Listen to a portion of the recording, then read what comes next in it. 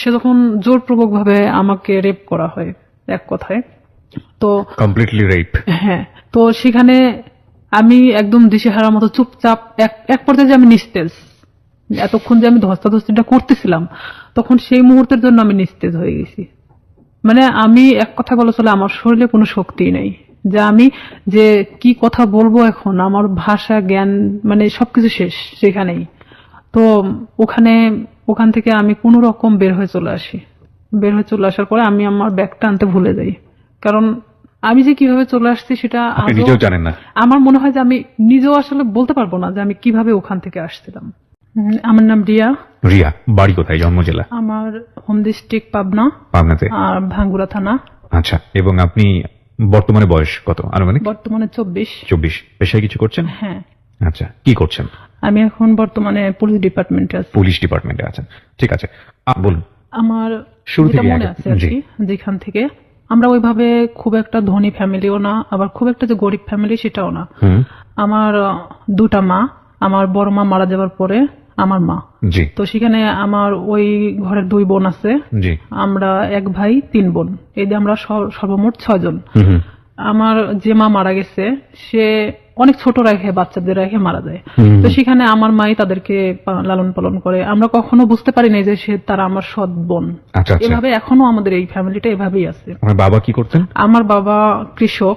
আমরা যখন ছোট ছিলাম তখন আমার বাবা রিক্সাও চালাতো। তো সেখানে আমরা সার্ভিস লাইফে 3 জন আছি, আমি, আমার ছোট বোন আর আমার ভাই। 3 জনই আমরা পুলিশ ডিপার্টমেন্টে আছি। আমি বলি গর্বের বিষয় যে আমার বাবা একজন কৃষক কিংবা রিক্সা চালক হিসাবে আমাদেরকে যেখানে নিয়ে আসছে এটা অনেক বড় বিষয়। নিশ্চয়ই।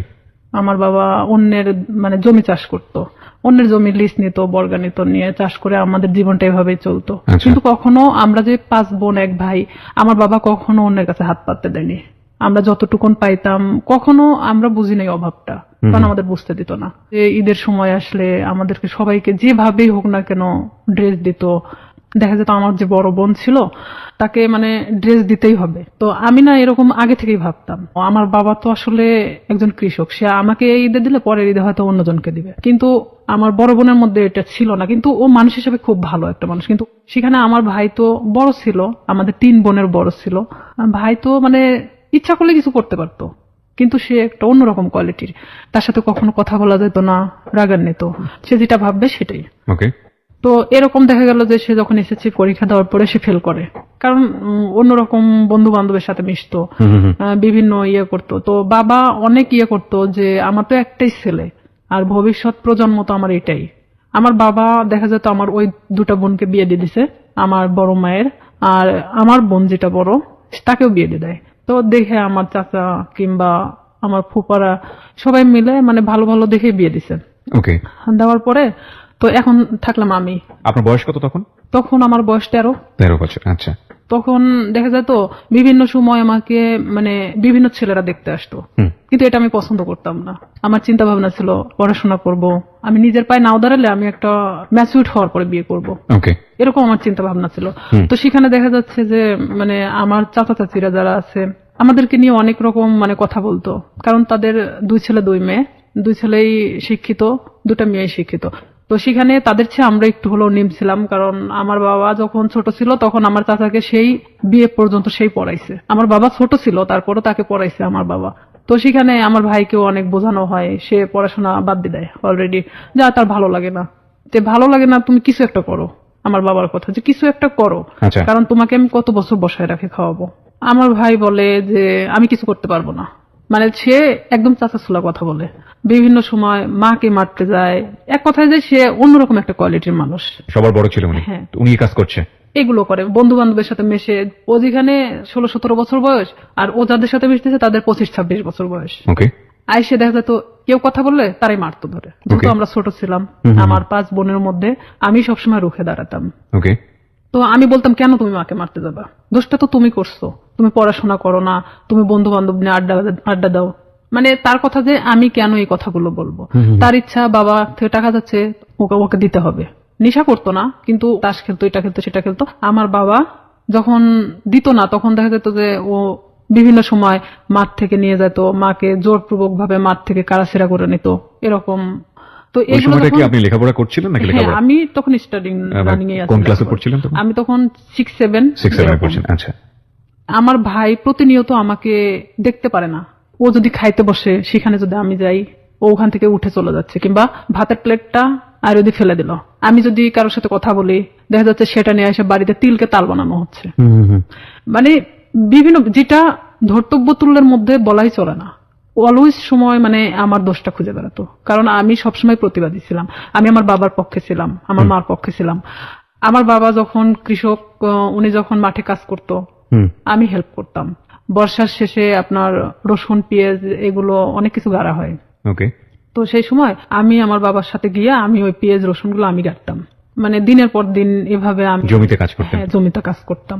তো এলাকার সবাই বলতো যে এটা যদি আমাকে মেয়ে না হয় ছেলে হতো ভবিষ্যতে অনেক কাজ হতো। তবে আমি পুলিশ ডিপার্টমেন্টে আসার আগে থেকে আমার স্বপ্ন ছিল যে আমি পুলিশ ডিপার্টমেন্টে জব করব।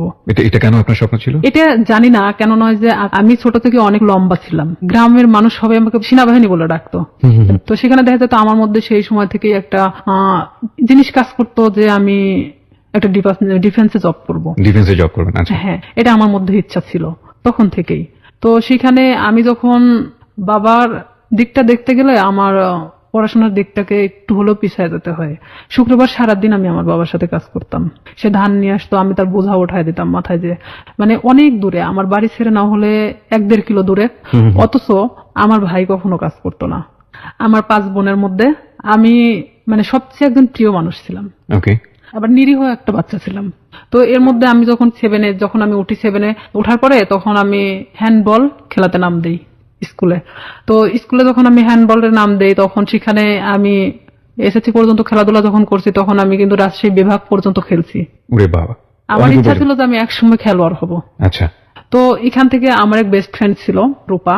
রূপার বাড়ি আর আমার বাড়ি 2 বাড়ি পরে। তো রূপার সাথে আসলে কেউ মিশতো না, কারণ ওর বাবা নিজে থেকে ওকে গানের জগতে ঠেলে দেয়। গান তো দূরের কথা, ওকে নিয়ে মানে এক ধরনের দেহ ব্যবসা করানো হয়, ওর বাবা নিজেই করাতো, যেটা ওর পছন্দ ছিল না। ও আমার সাথে ডিসকাস করতো। এই জিনিসটা আমার ভাই আরো মানে নিতে পারে না, যে কেন আমি রূপার সঙ্গে মিশি। কিন্তু রূপা আমি একই ক্লাসে একই সাথে পড়াশোনা করতাম। বিভিন্ন সময় আমার কাছে আসতো, মানে বইয়ের জন্য কিংবা কোনো কিছুর জন্য। এটা নিয়ে আমার সাথে অনেক সিনক্রেট করতো, আমারে মারতো ধরে। একদিন আমার বইগুলোই পোড়ায় দিছে, যে তোর বই পোড়ায় দিলে তাহলে তোর কাছে আসবে না সে। আমি অনেক কান্নাকাটি করি, পরে আমার বাবা আবার বই কিনা দেয়। রূপার সাথে আমি তখন গভীরভাবে মিশে যাই, যে কেন তার সাথে আমাকে মিশতে দিচ্ছে না। আমি তার সাথে মিশতে থাকি। আমি যখন 8-এ উঠবো সেই সময় রূপা হঠাৎ করে একদিন মানে ঘুমের ট্যাবলেট খায়। মানে আপনি জানতেন না ওর ঘুমের ওষুধ খাওয়ার কারণটা কি? ওর ঘুমের ওষুধ খাওয়ার কারণটা আমি জানতাম, আগে থেকে জানতেন, কিন্তু ও যে সেদিন খাবে এটা আমি জানতাম না। কারণ ওর বাবা নিজে থেকে দেখা যেত এমন এমন মানুষকে টাকা নিয়ে তার সাথে থাকতে বাধ্য করতেছে, যেটা হয়তো একটা মেয়ের পক্ষে সম্ভব না। যে রূপা এই জিনিসটা পছন্দ করতো না, আর তারপর ওর বাবা এটাকে বাধ্য করতো, ওর পুরো ফ্যামিলি ওকে বাধ্য করতো। তো সেখানে ও অনেক কানাকাটি করতো আমার কাছে আসে। তো এর মধ্যে ও একজনকে পছন্দ করতো, নাম হলো আনন্দ। উনি ছিল হিন্দু, রূপা মুসলমান। ও একজন বিবাহিত ছেলে ছিল। ভালোবাসার প্রলোভন দেখে অনেকদিন ওকে ইউজ করছে। আনন্দ ওকে মানে ফুললি না করে দেয়, তখনও এই কাজটা করছে। তো ও যখন এই কাজটা করবে তার কিছু সময় আগেও আমার কাছ থেকে ঘুরে গেছে। ও যে 2 দিন খাইছিল না এটাও আমি জানতাম না। তো এর মধ্যে গিয়ে ও অত ঘুমের ট্যাবলেট খেয়ে নিছে। নেওয়ার পর পরের দিন সকালবেলা রূপার মা আমাদের বাড়িতে আসছে। আমার মেয়ের কি হয়েছে, আমার ভাই ওখানে বসে। তো বলতেছে ও ঘুম থেকে উঠতেছে না, ওর মুখ দিয়ে টিয়া বের হচ্ছে। আমি কিছুই জানতাম না তখন পর্যন্ত, বিষ খাইছে না ঘুমের ওষুধ খাইছে না কি খাইছে। তখন আমি চলে গেলাম ওদের বাড়িতে। যাওয়ার পরে দেখি যে হ্যাঁ, ওর মুখ দিয়ে অনেক গুলটানি বেরোচ্ছে। তখন আমি ওকে অনেক জাগানোর চেষ্টা করি, তো জাগে না। পরে আমি জানতাম না যে ও কি খাইছে। তখন ভাবতেছি যে কি আসলে হসপিটালে নিয়ে যাওয়া উচিত। ওর মা ওর বাবা কি করলো, ওকে উঠায় রাস্তায় ফেলে দিয়ে গেল, যে তোর বেস্ট ফ্রেন্ড মারা গেলে তুই দায়ী। তখন আমার ভাই তো আমার ওখানে খুব মারলো। আমার বাবা আমাকে কখনো গায়ে হাত তোলেনি। আমার বাবা অনেক বকাঝকা দিল, গালি দিল, যে কেন অনেকবার নিষেধ করা হয়েছে ওর সাথে মিশতে, কেন মিশলাম। তখন আমি এটাও ভাবতেছিলাম যে আসলে আমার ভুল ছিল, কারণ সে কখন কি করে বসবে, তার লাইফে তো এতটাও ভালো মুহূর্ত নাই। তো ওই মুহূর্তের জন্য ভাবতেছিলাম। তো আবার এটাও ভাবতেছিলাম কোন মানুষের তো জীবনের কারোর সাথে ডিসকাস করা দরকার, সে নাই আমাকেই বেছে নিয়েছিল। তখন আমি অনেক কান্নাকাটি আমি নিজে থেকেও করলাম, যেহেতু আমার ভাই আমাকে মারছে। কোন ক্লাসে তখন আপনি? আমি ক্লাস তখন 8-এ। ক্লাস 8-এ, ওকে। তখন আমি অনেক কান্নাকাটি করার পরে তখন তারপরেও আমি ওকে ছাড়তেছি না, যে ও যদি মারা যায় তাহলে তো এটা তো আমার প্রবলেম হয়ে যাবে। তো আমি আমার বাবাকে অনেক রিকোয়েস্ট করলাম, চলো আমাদের বাড়িতে নিয়ে যাই। এলাকার কিছু মানে ডাক্তার আছে যে ওই যে সাইকেলে করে মানে ডাক্তারি করে বেড়ায়, তো ওনাকে নিয়ে আসা হলো। তখন উনি বলতেছে যে আসলে ওকে হসপিটালে ভর্তি করা উচিত, ওকে এখানে রাখলে মারা যেতে পারে। তখন আমরা নিজে থেকে তাকে হসপিটালে ভর্তি করি। তার 3 দিন পরে সে একটু স্বাভাবিক হয়। তখন আমি ওকে ওখানে জিজ্ঞেস করি, রূপা কেন তুমি এটা করছো, আর তোমার জন্য তোমার ফ্যামিলি আমাকে হ্যারেস করতেছে। রূপা ও তো তখন খুব একটা ভালো কথা বলতে পারতো না। রূপা বলতেছে যে কেন আমাকে এই ধরনের কাজ করাতে বাধ্য করা হয়। তো এখানে এলাকার লোকজনও ওনাদেরকে মানে এক ঘরে করে রাখছিল। যে লোকটার সাথে এটা করা হয়েছিল সে লোকটা এসে ওর বাবার চাপ দিছিল টাকার জন্য, যে যেহেতু তার মেয়ে এটা করবে না তাহলে তো 10,000 টাকা নিছে, টাকাটা তো ফেরত দিতে হবে। ও যখন ঘুমের ট্যাবলেটটা খাইছে, খাওয়ার আগে অনেক মারা হয়েছিল, পুরো শরীরটা ফাটানো ছিল। ওকে। পরে ও আমাকে বললো যে দেখ আমাকে এভাবে মারছে, আমি কেন বাঁচতে থাকবো। আর তার মুখে ডিরেক্টলি এভাবে বললাম যে তুই ঘুমের ট্যাবলেট কেন খালি, তুই তো বাঁচতে আসিস, পারলে মারা যাতিস, তো এভাবে বাঁচতে থাকার চেয়ে মারা যাওয়াটা অনেক ভালো না। তো ওরা হলো 2 বোন, সেখানে আমার বাবা যদি 5টা মেয়েকে পালতে পারে, সে কেন 2টা মেয়েকে পালতে পারবে না? তার বাবার জমি আছে, কিন্তু আমার বাবার তো কোনো জমি নাই। তাকে আমি এই কথাগুলো বোঝাতে থাকি যে রূপা দেখো, তুমি নিজে থেকে এখন নিজেকে দাঁড়ানো শেখো। তো সেখানে রূপা বাড়িতে আসে, মানে ও ওখান থেকে চলে যাওয়ার সিদ্ধান্ত নেয়, যে যেখানে ইচ্ছা চলে যাবে। তখন আমি বলি না, এটা অসম্ভব। আমার মাও বলে যে আমার মেয়েকে যেখানে জড়ানো হয়েছে সেখানে তো তুমি এখান থেকে চলে গেলে তখন তারা আরো পেয়ে বসবে। তুমি তোমার বাড়িতে যাও, বাড়িতে গিয়ে যাওয়ার পরে সবার সামনে বলো যে আমি এই ফ্যামিলিতে থাকতে চাই না, তারপরে তুমি যেখানে ইচ্ছা চলে যাও। পরে তাকে আমরা বাড়িতে নিয়ে আসি। নিয়ে আসার পরে আমার বড় চাচা, তারপরে এলাকার কিছু লোকজন, চেয়ারম্যান নিয়ে তার বাড়িতে যাওয়া হয়। যাওয়ার পরে মানে রূপা এক কথায় বলে যে আমি এগুলো করতে পারবো না, যার কারণে আমি সুসাইড করতে চাইছি। তো এখানে তো আসলে রিয়ার সাথে কোনো ইয়ে ছিল না, ও আমার সম্পর্কে জানতো এটাই। তখন ওর ফ্যামিলির সামনে, সবার সামনে যখন এই কথাটা বললো, বলার পরে তখন ওর ফ্যামিলি বলতেছে যে না, ওকে ফুসলাইছে ও, ঠিক আছে, আমাকে দোষ দিচ্ছে।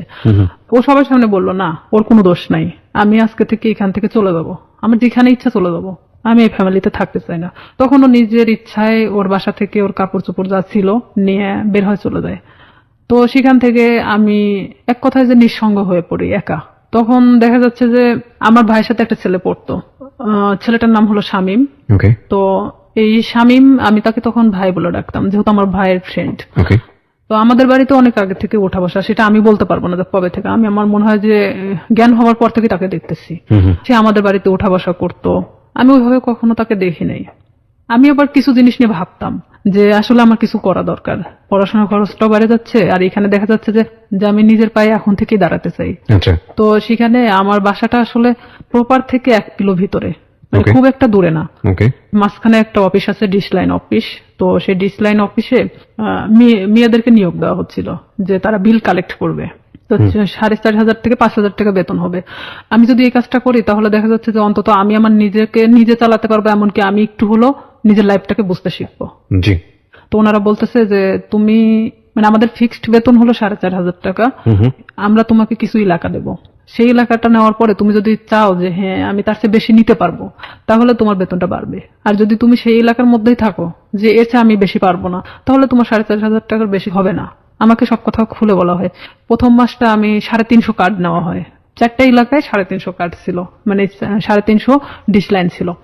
তখন আমার তো নিজের এলাকা, প্রপার থেকে আমার বাড়ি যতটুকুন দূরে এতটুকুনের মধ্যে সবকিছু।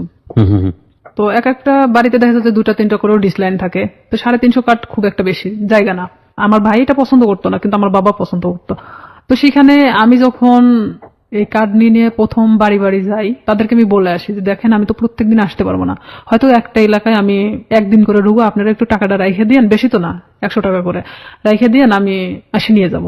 তো আমি এভাবেই যখন বিল কালেক্ট করতে থাকি, আমার দেখা যেত যে মাসে 2-3 দিন বের হলেই হয়ে যেত। আমি ইচ্ছা করলে আরো মানে জায়গা নিতে পারি। ডিশ লাইনে আপনি মেয়ে হয়ে বিল কালেক্ট করতেন?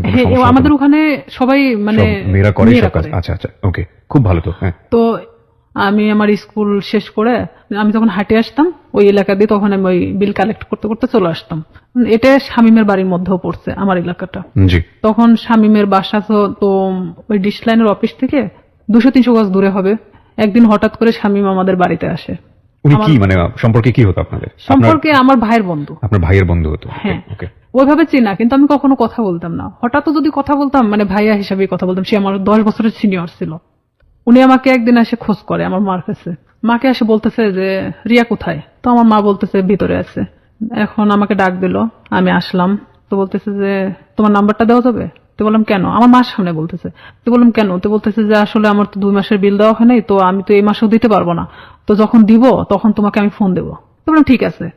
যেহেতু ভাইয়ের বন্ধু, সেখানে তো আমি কখনো এ ধরনের কোনো কিছুই ভাবিনি তাকে নিয়ে। আমাকে যেদিন নাম্বারটা নিয়ে গেছে তার পরের দিন রাত্রে ফোন দেয়। এটা হলো 2007 সালের ঘটনা। আমি তখন ক্লাস 8-এর শেষের দিকে। আমি ফোনটা রিসিভ করলাম, রিসিভ করার পরে সে কথা বললো না।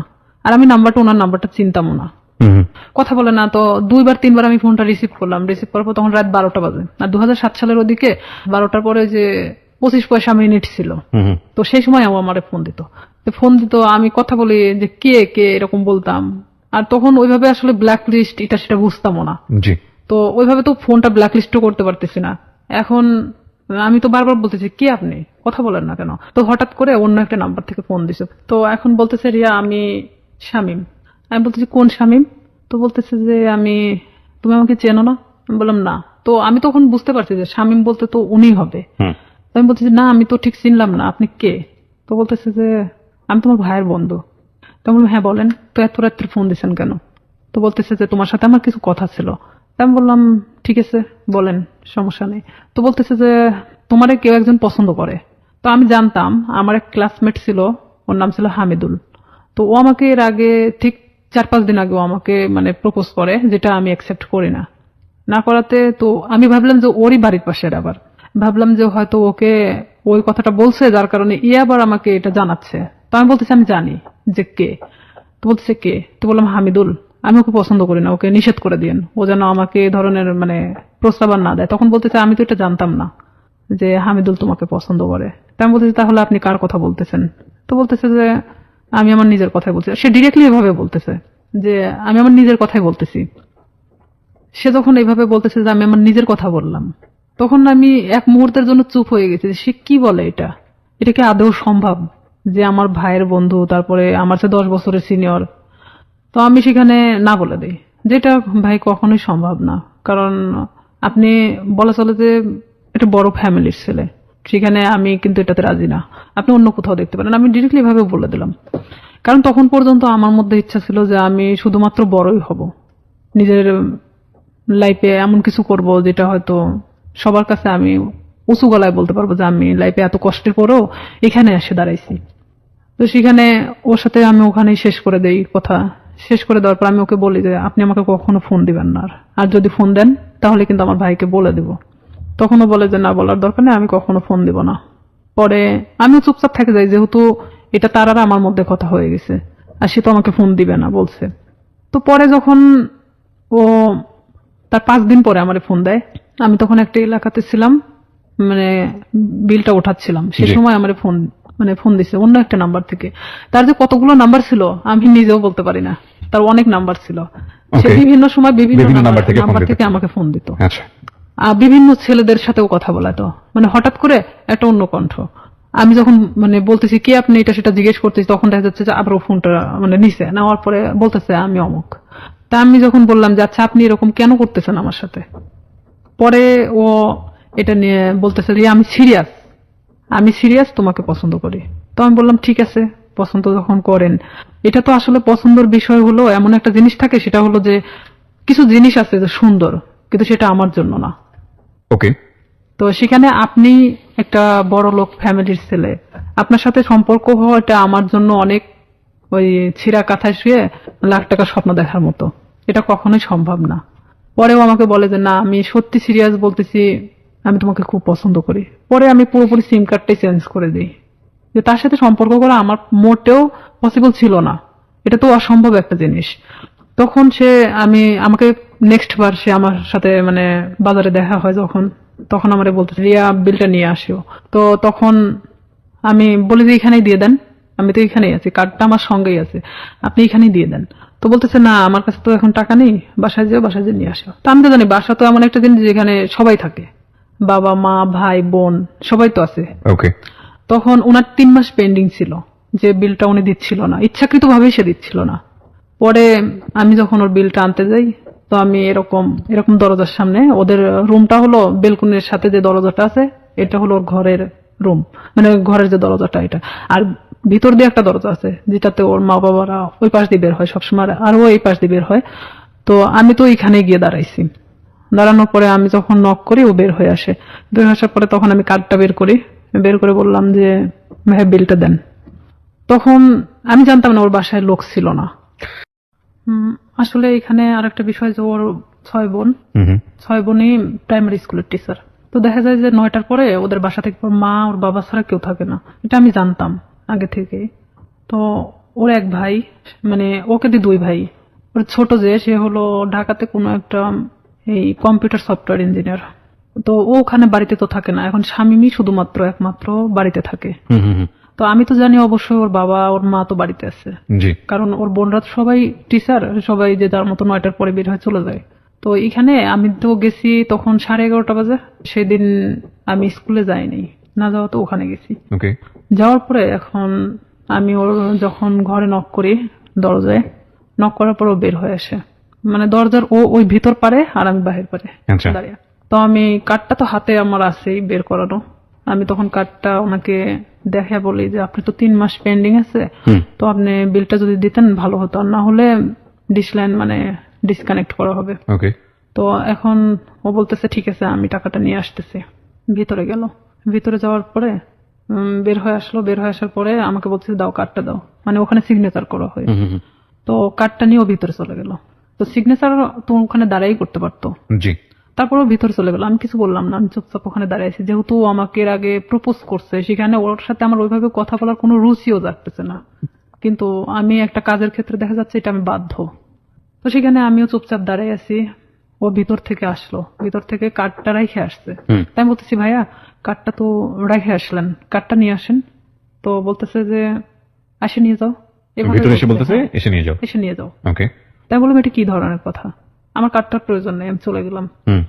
তো এই বলার পরে ওই আমার থাপ্পা দিয়ে মানে হাতটা চেপে ধরে। তো ওর বাসাটা এমন কোয়ালিটির একটা জায়গায়, যদিও প্রপারের মধ্যে, জি। মানে পাশে একটু ফাঁকা জায়গা আছে, ওর আশেপাশে মানে কোনো বাড়ি নেই।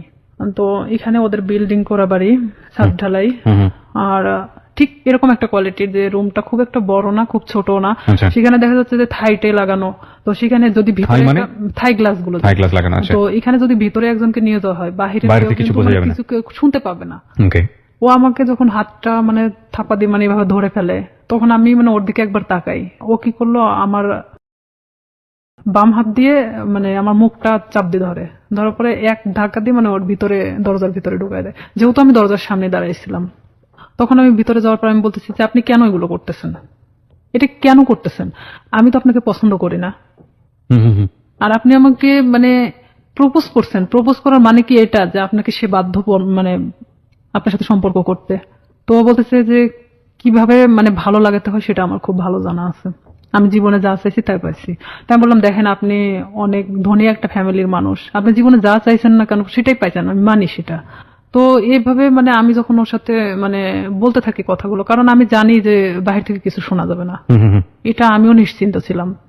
এক পর্যায়ে সে আমার সাথে অনেক মানে ধস্তাধস্তি করতে থাকে, করতে থাকার পরে এক পর্যায়ে সে আমার সাথে মানে খারাপ কিছু করেও ফেলে। তখন আমি একদম দিশেহারার মতো হয়ে যাই যে আসলে এটা কি হয়ে যাচ্ছে আমার সাথে, এটাকে আমার সাথে আসলে হওয়াটা উচিত ছিল। আমি তাকে তো বারবার মানে বোঝানোরও চেষ্টা করতেছি, ওকে। তারপরেও তার একটাই কথা যে আমি তোকে যেভাবে হোক আমি চাই, এটাই তার সাথে। বয়সে 10 বছর বড় ছিল। হ্যাঁ, আমার চেয়ে 10 বছরের বড় ছিল। আর আমি তখন বললাম তো প্রথমে অনেক আগেই বলে আসছি, আমি অনেক ভীতু কোয়ালিটির একটা মানুষ ছিলাম, আমি খুব একটা মানুষের সাথে কথা বলতে পারতাম না। আমি যে যে ডিসলাইনের কাজটা করতাম, এখানেও দেখা যেত আমি অনেকের সাথে কথা বলতাম না, যাইতাম আমি কার্ডটা বের করে দিতাম, তারা টাকাটা দিত, আমি নিয়ে চলে আসতাম, এরকমই। কারণ তারা টাকাটা দিতে বাধ্য। সে যখন জোরপূর্বক ভাবে আমাকে রেপ করা হয় এক কথায়, তো কমপ্লিটলি রেপ। হ্যাঁ, তো সেখানে আমি একদম দিশেহারার মতো চুপচাপ, এক পর্যায়ে যে আমি নিস্তেজ, এতক্ষণ যে আমি ধস্তাধস্তিটা করতেছিলাম তখন সেই মুহূর্তের জন্য আমি নিস্তেজ হয়ে গেছি। মানে আমি এক কথা বলা চলে আমার শরীরে কোনো শক্তিই নেই, যে আমি যে কি কথা বলবো এখন, আমার ভাষা জ্ঞান মানে সবকিছু শেষ সেখানেই। তো ওখান থেকে আমি কোনো রকম বের হয়ে চলে আসি। বের হয়ে চলে আসার পরে আমি আমার ব্যাগটা আনতে ভুলে যাই, কারণ আমি যে কিভাবে চলে আসছি সেটা আপনি আজও নিজেও জানেন না। আমার মনে হয় যে আমি নিজেও আসলে বলতে পারবো না যে আমি কিভাবে ওখান থেকে আসছিলাম। তবে আমার এটাই মনে হয় যে আমি কোনো না কোনো ভাবে বের হয়ে চলে আসছিলাম। তো সেই মুহূর্তে ও আমাকে আটকে রাখার চেষ্টাও করে নাই, আর আমি বের হয়ে চলে আসছি। ও শুধু দরজাটা খুলে দিয়েছে, আমি বের হয়ে আসছি, এটুকুনি। কিন্তু ওখানে যে আমার ব্যাগটা রয়ে গেছে, আমার কার্ডগুলো রয়ে গেছে, মানে এরকম কোনো জ্ঞান আমার মধ্যে ছিল না। কারণ এরকম শট আমি কখনো খাইনি যেটা ওই মুহূর্তের জন্য পাইছি। তখন আমি বাড়িতে চলে আসি ডিরেক্টলি। বাড়িতে আসার পরে আমার মা জিজ্ঞেস করে তোর ব্যাগ কোথায়। তো এখানে আরো একটা কথা, আমি আরেকজনের সাথে মিশতাম, সে আমার সম্পর্কে ভাগ্নি হয়, সাথী নাম। জি। সে অবশ্য 2013 সালে সুসাইড করছে, মারা গেছে সে। সাথীদের বাড়িতে আমি উঠা বসা করতাম মাঝে মধ্যেই। তো আমি মারা এভাবে বলতেছি, মা আমি মনে হয় সাথীদের বাড়িতে রেখে আসছি, কিন্তু আমি কিন্তু শিওর না। আমি এমনি তাকে বোঝানোর জন্য যে আমি সাথীদের ওখানে মনে হয় ব্যাগটা রেখে চলে আসছি। তাই আমার মা কিছু বললো না, কারণ সাথীদের বাড়ি আমার বাড়ি থেকে 5-6 বাড়ি দূরে। জি। তো সেখানে মা আমাকে আর কোনো কথা বললো না। আমি আমার রুমে চলে যাই, আমি একা এক ঘরে থাকতাম। আচ্ছা। তো আমি আমার রুমে ঢোকার পরে চুপচাপ একা একা কান্না করি, কারণ আমি এই কথাগুলো আমি কারোকে বলতেও পারতেছি না, কারণ এটা সম্ভব না। এখনকার লাইফে হয়তো সম্ভব, কারণ এখন আমরা অনেকটাই বুঝতে শিখছি, অনেকটা প্রতিবাদী হওয়া শিখছি, কিন্তু আজ থেকে 2007 সাল মানে অনেকটা দূরে ছিল। আর তখন গ্রামের মানুষ মানে এগুলো নিয়ে অনেক ভয় পেত যে আমার সাথে ঘটে যাওয়া ঘটনা যদি আমি কারোকে প্রকাশ করি, লাইফে আমারই অনেক ক্ষতি হবে। দেখা যাবে আমাকে অনেকেই বলবে যে রেপিস্ট একটা মেয়ে, এ ধরনের ইঙ্গিত করবে। যার কারণে আমি চুপচাপ, মানে কোনো কথা না বলে কারোকেই বলিনি, আমি সব নিজের মধ্যে রাখি। এভাবে যখন আমি নিজের মধ্যে রাখি, শামীম আমাকে বারবার ফোন দেয়, আমি ফোনটা রিসিভ করি না। রিসিভ না করাতে ও আমাকে প্রায় আমাদের এলাকায় এসে দাঁড়ায় থাকতো। আপনি এই যে এত বড় একটা ঘটনা ঘটে গেল, এরপরে আপনি কোথাও বিষয়টা শেয়ার করেননি কারোর সঙ্গে? না, কাউকে আমি কিছু শেয়ার করি বলেননি? নাই, কারণ আমি তো আসলে ভাবতেছিলাম যে আমি এই কথাটা কিভাবে বলবো, যাকেই বলবো না কেন এটা তো বার্গেনিং হয়ে যাবে ওকে। আর পুরো এলাকা ছাড়া যাবে। তখন আমি কিভাবে মানুষের সামনে মুখ দেখাবো? আমার তো সুসাইড ছাড়া তো উপায় ছিল না তখন, কারণ এটা মানে একটা গ্রাম্য মেয়ের কাছে তো কতটা লজ্জাজনক। কিন্তু আমি তো একটা গ্রামে বড় হয়েছি, সেখানে আমার কাছে অনেকটাই কষ্টেরজনক ছিল, কারণ সেখানে দেখা যাচ্ছে যে আপনি কিছু নাও করলে আপনার কোনো একটা ব্যাড সাইড নিয়ে তারা সবসময় গবেষণা করে, আর এটা তো অনেক একটা বড় বিষয় ছিল। তখন আমি আমার ফ্যামিলির তো কারোকে জানাই নেই, বাট এখানে আমি যে সাথীর সাথেও মিশতাম, মানে এই রূপা চলে যাওয়ার পরে আমি সাথীরও কখনো বলি নাই যে আমার সাথে এরকম কিছু একটা হয়েছে। পরে এটা যখন ঠিক 1.5 মাস পর আমি কেন জানি বুঝতে পারি যে আমার মধ্যে কোনো একটা পরিবর্তন হচ্ছে। পরিবর্তনটা এরকম, হয়তো আমার কোনো কিছু ভালো লাগে না, খাইতে মন চায় না, উঠতে মন চায় না, বসতে মন চায় না, মানে আমি একটা অন্যরকম জিনিস ফিল করতেছি যে শরীরের ভিতরে। হ্যাঁ, Right. যেটা এক কথায় যে আমি ঘুমাইলে উঠতে পারি না, মানে খালি ঘুমাতেই মন চায়। তারপরে আমার মা জিজ্ঞেস করতো যে তুই এরকম তো ছিলি না, খাওয়া দাওয়া বন্ধ, মানে কেমন একটা অন্যরকম। তা আমি বলতাম যে আমি তো অনেক হাঁটাহাঁটি করি, যার কারণে আমার না ঘুমালে আর উঠতে মন চায় না, আমি বুঝতে দেয় না। পরে এইভাবে যখন আমার মা তো ওইভাবে আসলে কখনো ফোর্স করে না, কারণ তারা জানতো যে এরকম কোনো কিছু কখনো হবে না। তখন আমার বড় বোন আমারে অনেকবার জিজ্ঞেস করে যে কি হয়েছে তোর, তুই একা একা থাকিস, কথা বলিস না কারোর সাথে, তো সমস্যাটা কি? বলে না কিছু সমস্যা নাই, এদিকে পড়াশোনা তো, সামনে তো এসএসসি পরীক্ষা, আবার এদিকে তো আমি যে কাজটা ধরছি আমার মনে হয় না যে আমি কাজটা করতে পারবো। কারণ আমি তখন একটা জিনিস ভাবতেছিলাম যে আমি আজ বড় হতে গিয়ে অনেক ছোট হয়ে গেছি, এটাই ভাবতেছিলাম। এরপরেও আপনাকে ফোন দিয়ে বারবার ডিস্টার্ব করতো, হ্যাঁ। তাই তো? হ্যাঁ। সে বারবার আমাকে ফোন দিত, ফোন দিয়ে বলতো যে তুই কেন ফোনটা রিসিভ করিস না, এতবার ফোন দেওয়ার পর কেন রিসিভ করিস না, তুই তো গাড়ি করেই বলতো। আমি বলতাম দেখেন আপনি আমাকে কেন এরকম করতেছেন, এটা করার মানেটা কি? যা হবার তা তো হয়ে গেছে, আপনি তো একটা মেয়েকে ভোগ করার দরকার ছিল, করছেন। আমি এভাবেই বলি তাকে, তাহলে আর কি দরকার? তো সে আমাকে বলে যে না, কিন্তু তোকে- আপনাকে আমার এই প্রশ্নটা আবারও করতে হবে। এত বড় একটা ঘটনা ঘটে যাবার পরে আপনি বাসায় শেয়ার করলেন না কেন? কাউকে জানালেন না কেন? শেয়ার করিনি। আসলে এটা আমি অনেকটা ভীত ছিলাম, যেহেতু আমার ভাই পূর্বে থেকে আমার সাথে ভালো সম্পর্ক না। এখানে যদি আমি শেয়ার করি দেখা যাচ্ছে যে অনেকটা আমার দিকেই গড়াবে। আচ্ছা। এটাও একটা বিষয় ছিল। আর একটা কথা যে সমাজ, যেটা মানুষ হয়তো আমাকে খারাপ ইন্ডিকেট করবে যে মেয়েটা এরকম হয়েছে। হয়তো আমার প্রফেশনাল লাইফে আমি যেটা হতে চাচ্ছি দিস ইজ 100% সেখানে true. আমি আমার লাইফ নিয়ে সবসময় বেশি ভাবতাম। আমাদের সোসাইটিটাই ফরচুনেটলি এন্ড আনফরচুনেটলি এরকমই। আমরা কোনো ঘটনা ঘটে গেলে সেটা নিয়ে যতটা আওয়াজ তৈরি করি, কেউ কখনো ভেতরে যাওয়ার চেষ্টা করি না। এবং সেটার রিফ্লেকশন ইদানিং ফেসবুকে এত বেশি দেখা যায় যে সামটাইমস উই ফিল অ্যাশেমড, লজ্জিত হই। আমাদের আসলে প্রত্যেকটা জিনিসই, একটা জিনিস কি, আমরা যে কথাটা বলি, আমরা যে কাজটা করি বা যাই করি না কেন, সেটা কিন্তু শুধুমাত্র আমি না, আমার ফ্যামিলি, আমার বেড়ে ওঠা, আমার সবকিছুকে ফোকাস করে। আর কোনো একটা মানুষের কোনো পার্টিকুলার বিষয় ধরে সে বিষয়টা নিয়ে নাড়াচাড়া করা, কাউকে খুব সোজাভাবে মন্তব্য করে দেয়া, বিশেষ করে এই যে রেপের মতো ঘটনাটা, যেটা হলে আমাদের সমাজে সবসময় মেয়েদের দিকে আঙ্গুল তোলা হয়, ভিকটিমের দিকে আঙ্গুল তোলা হয়। এবং দেখবেন যে পত্রপত্রিকায় যখন সংবাদ আসে, আমরা আমাদের সামাজিকতার কথা ভেবে ওই মেয়েটাকে আমরা সামনে আনি না, ফোকাস করি না, তার ছবি প্রকাশ করি না। কেন করি না এই কারণে, সামাজিকতায় সমস্যা হবে। তেমন আমাদের সামাজিকতা কতটা দুর্বল। একজন মানুষ, আমি সম্ভবত ইন্ডিয়াতে এরকম একটা কেস আমি দেখেছিলাম যে সে রেপড হয়েছিল এবং সে ভিকটিম বলতেছিল যে আমি কোথাও ফেস লুকাবো না, আমি টেলিভিশনে গিয়ে সাক্ষাৎকার দেবো, আমি বলবো আমার সঙ্গে এটা হয়েছে ওটা হয়েছে। আমি কেন ফেস লুকাবো? আমি তো কোনো অপরাধ করিনি। আমি বলছি না যে ইন্ডিয়ার সমাজ আমাদের চাইতে অনেক বেশি অ্যাডভান্স, বাট তার চিন্তা ভাবনাটা অনেক বেশি অ্যাডভান্স ছিল। কিন্তু বড় কথা হচ্ছে সে এতটা সাহসী পদক্ষেপ নিয়েছে, ঠিক আছে, কিন্তু এই সাহসী পদক্ষেপ কি সমাজ ভালোভাবে দেখেছে? এবং দেখে না বলেই আমরা যে মেয়েটি রেপ হয় তাকে আমরা ফোকাস করি না এবং করতে পারি না। সো যেটা বলছিলেন আপনি, তারপরে যখন আপনি যে জায়গাটায় ছিলেন যে আপনি ফ্যামিলির কাউকে বিষয়টা শেয়ার করেনি এবং আমি- আপনি শরীরের মধ্যে একটা চেঞ্জ পাচ্ছিলেন, ঘুমাচ্ছেন তো জানতে ঘুমাচ্ছেন। পারছিলাম। হ্যাঁ। আবার আরেকটা কথা যে আমি আমার প্রফেশনাল লাইফটাকে নিয়ে বেশি ভাবতেছিলাম। এটা আমার ছোট থেকে স্বপ্ন ছিল পুলিশ হওয়ার। আর আমি এটা জানতাম যে কোনো মেয়ে যদি বিবাহিত কিংবা এরকম কোনো তার ঘটনা থেকে থাকে, তাহলে সে কখনো পুলিশ ডিপার্টমেন্টে ঢুকতে পারবে না। হুম। বিশেষ করে আমি তো কখনো আসলে শামীমকে পছন্দ করতাম না, সে আমার সাথে যেটাই করুক না কেন। আমি ভাবছিলাম যে সাবজেক্টটা ওখানেই ক্লোজ, হুম। আমি নিজে থেকে ওখানে শেষ করে দিছি। কারণ আমার সুসাইড করার কোনো ইচ্ছা ছিল না। আমি কারোর কাছে রেপ হয়েছি তার মানে এই নয় যে আমি হারে গেছি, হুম। হুম। এটা আমার মধ্যে ছিল না যে আমি সুসাইড করব। আমি কখনো হারতে শিখি নাই। যেখানে গেছি না কেন, আমি যদি কষ্ট করে হলো সেটাকে আমি অর্জন করছি। তো সেখানে দেখা যাচ্ছে আমি আমার চেঞ্জের বিষয়টা, যে আমি নিজের মধ্যে মানে কোনো কিছু ফিল করতেছি যে আমি খাওয়া দাওয়া এটা সেটা আমার খুব প্রবলেম হচ্ছে, তখন আমি নিজে নিজেই মানে এটা নিয়ে ভাবতে থাকি। তখন কেন জানি মনে হয় যে আচ্ছা, শামীম তোমার সাথে এটা করছে। আর আমি আসলে প্রেগনেন্ট বিষয়টা বুঝতাম না তখনও, যে কিভাবে এটা মানে প্রেগনেন্ট হয়। জি।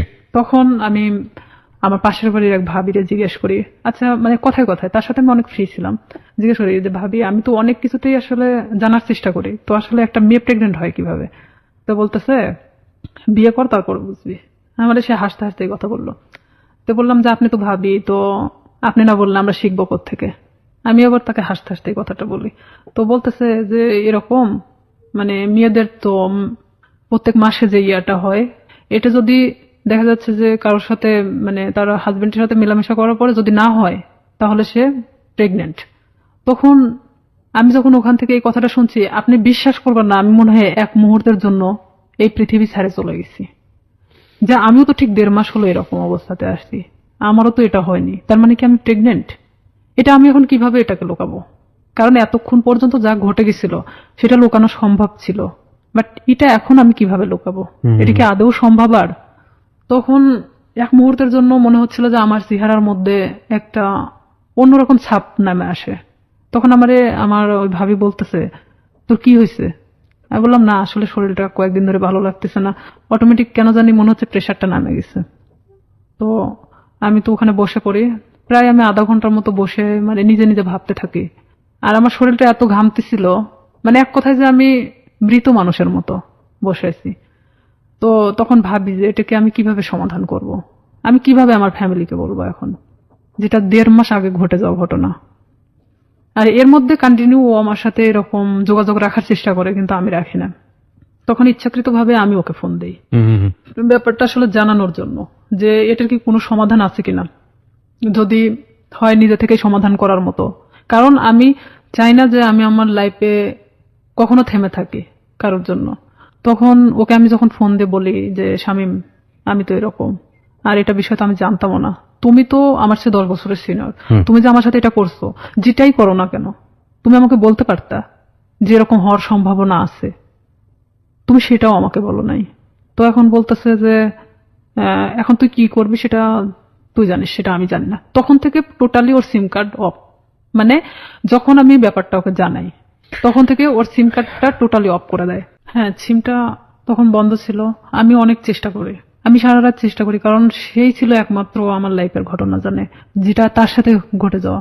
কোনো ক্রমে যদি আমাকে এটা থেকে মানে রেহাই দিত, তাহলে হয়তো আমি আমার সামনের লাইফটা হয়তো ভালোভাবে কাটাতে পারতাম। কারণ আমি গ্রাম্য মেয়ে হিসেবে আমি এটা কখনোই মানে ফ্ল্যাশ করতে পারতেছিলাম না, এটা আমার কখনো সাহসে কোলায় উঠতেছিল না। ওকে। যখন ওকে আমি বারবার ফোন দিতে থাকি, ওর ফোনটা সুইচ অফ তো সুইচ অফে, কোনো প্রকার ওকে আমি যোগাযোগ করতে পারতেছি না। তখন আমি ভাবলাম যে কোনো ভাবে এটা আমাকে পদক্ষেপ নিতে হবে। তখন পরের দিন সকালবেলা মানে আমি পুরোটাই আনবো না, এক কথায় যে মানে পাগল বলা চলে, আমার মা খাইতে বললো আমাকে, আমি না খেয়ে বের হয়ে গেলাম বাড়ি থেকে।